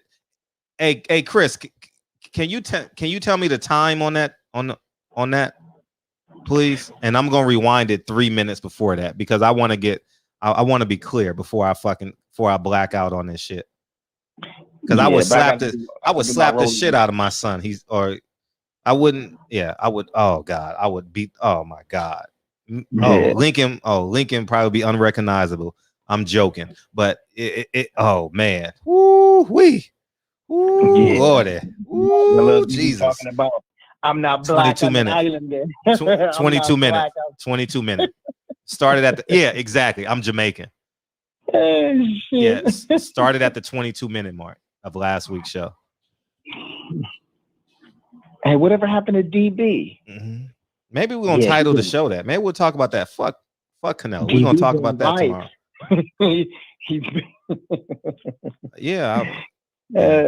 Shit, man. Yeah. All right, man. Well, let's wrap it up, man. Get out of here, man. It was a good way to end it. We're gonna slide over to the brother Cows, man, and show him some love. Let's give some love to the brothers and the sisters right here in the chat, man. Chris H, we appreciate you again, man, for giving us that at the end. And shout out to Blitz Bane, been in here consistent for the last 2 days since we've been back at the shop, since the reopening of the shop. Shout out to all of the locals, man. All of the Los Angeles, the South Centralians and California fam bam. Shout out to Money in the Ghetto. Shout out to G Brown. Shout out to Big Lloyd. Shout out to Phil J508. Shout out to Big Tank, the Sweet Science Examiner. Shout out to Jarvis Johnson, Shermaine Callahan, Kyle, the Boxing Section TBS, and then Texas Love too, man. Rob G Film, Cletus. Let me see, my brother Warren Richards, salute, man. Presidential Mike in the building. I see the King Asia Math done slid in. What up, Asia? Yeah, what's Shout up? out to Asia Yeah, he been Math. talking cameras all day with Rob G. Yeah. Oh. You know, Asia got that Google button. He pretends he's an expert on everything, but the nigga be Googling everything. Hey, shit, that's how. But shit, if that's his research, Nah, I'm messing with him. Yeah. I'm messing with him. Shit, he got them genius daughters. He ain't got to be smart. Shit, Got 5 of them. He got to start. Oh, yeah. Is that you or me? The fuck? That got to be you. I haven't moved. Oh man, my headphones going out. Oh, oh shit! I gotta go buy some new headphones tomorrow. Yeah. Do you hear that? Yeah, mute that shit. Damn. Yeah, my brother Keith Sam's in the building. Shout out Keith Sam. Black Chapstick. David Skylight. Nah, it's you, DB. Let me see. I'm gonna mute mine. Mute it. See, that's you. Boom. Talking about. See, it's you, man. What's wrong with your phone, man? You got that Obama. Can you still hear it? Yeah, that's you. Man, hold on. Hang up and call me back. Mic check. Is it gone now? It's gone now, right? Yeah, because I was about to say, oh man, I do need to get some wireless headphones though. But yeah, it was DB. I'm glad. No, it's something else. It's me. I got to figure it out. Okay, I'm gonna close it out. And as soon as I opened up my windows, though, all right, I'm gonna open you back up, DB. I'm gonna open this back up, and we're gonna try it again. Call me back. We're gonna try and fix this. It's the computer. It's me. Yeah, it's me. I got to figure out what's going on, but it's.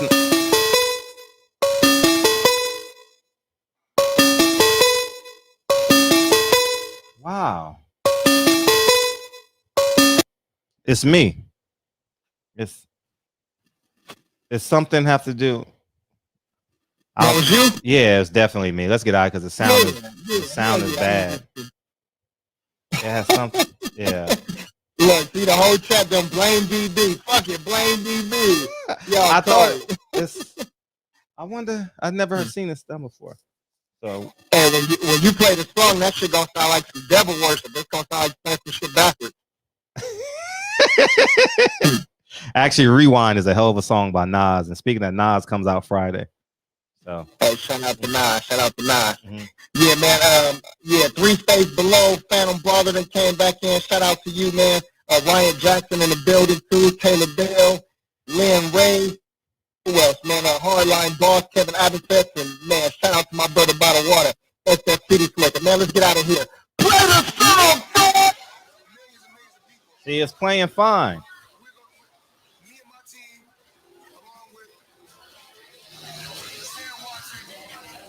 Yeah. Let's see. Yeah, it's fine. Let's hear it. Nope. Oh, nope. There's something wrong. All right, we're going to hang up. I'm going to get out of here because this shit bad. Love you, DB. All right, peace. Yeah, this shit bad. Fuck, that's weird. Subscribe, thumbs up. All right, I'm going to restart. Love y'all, man.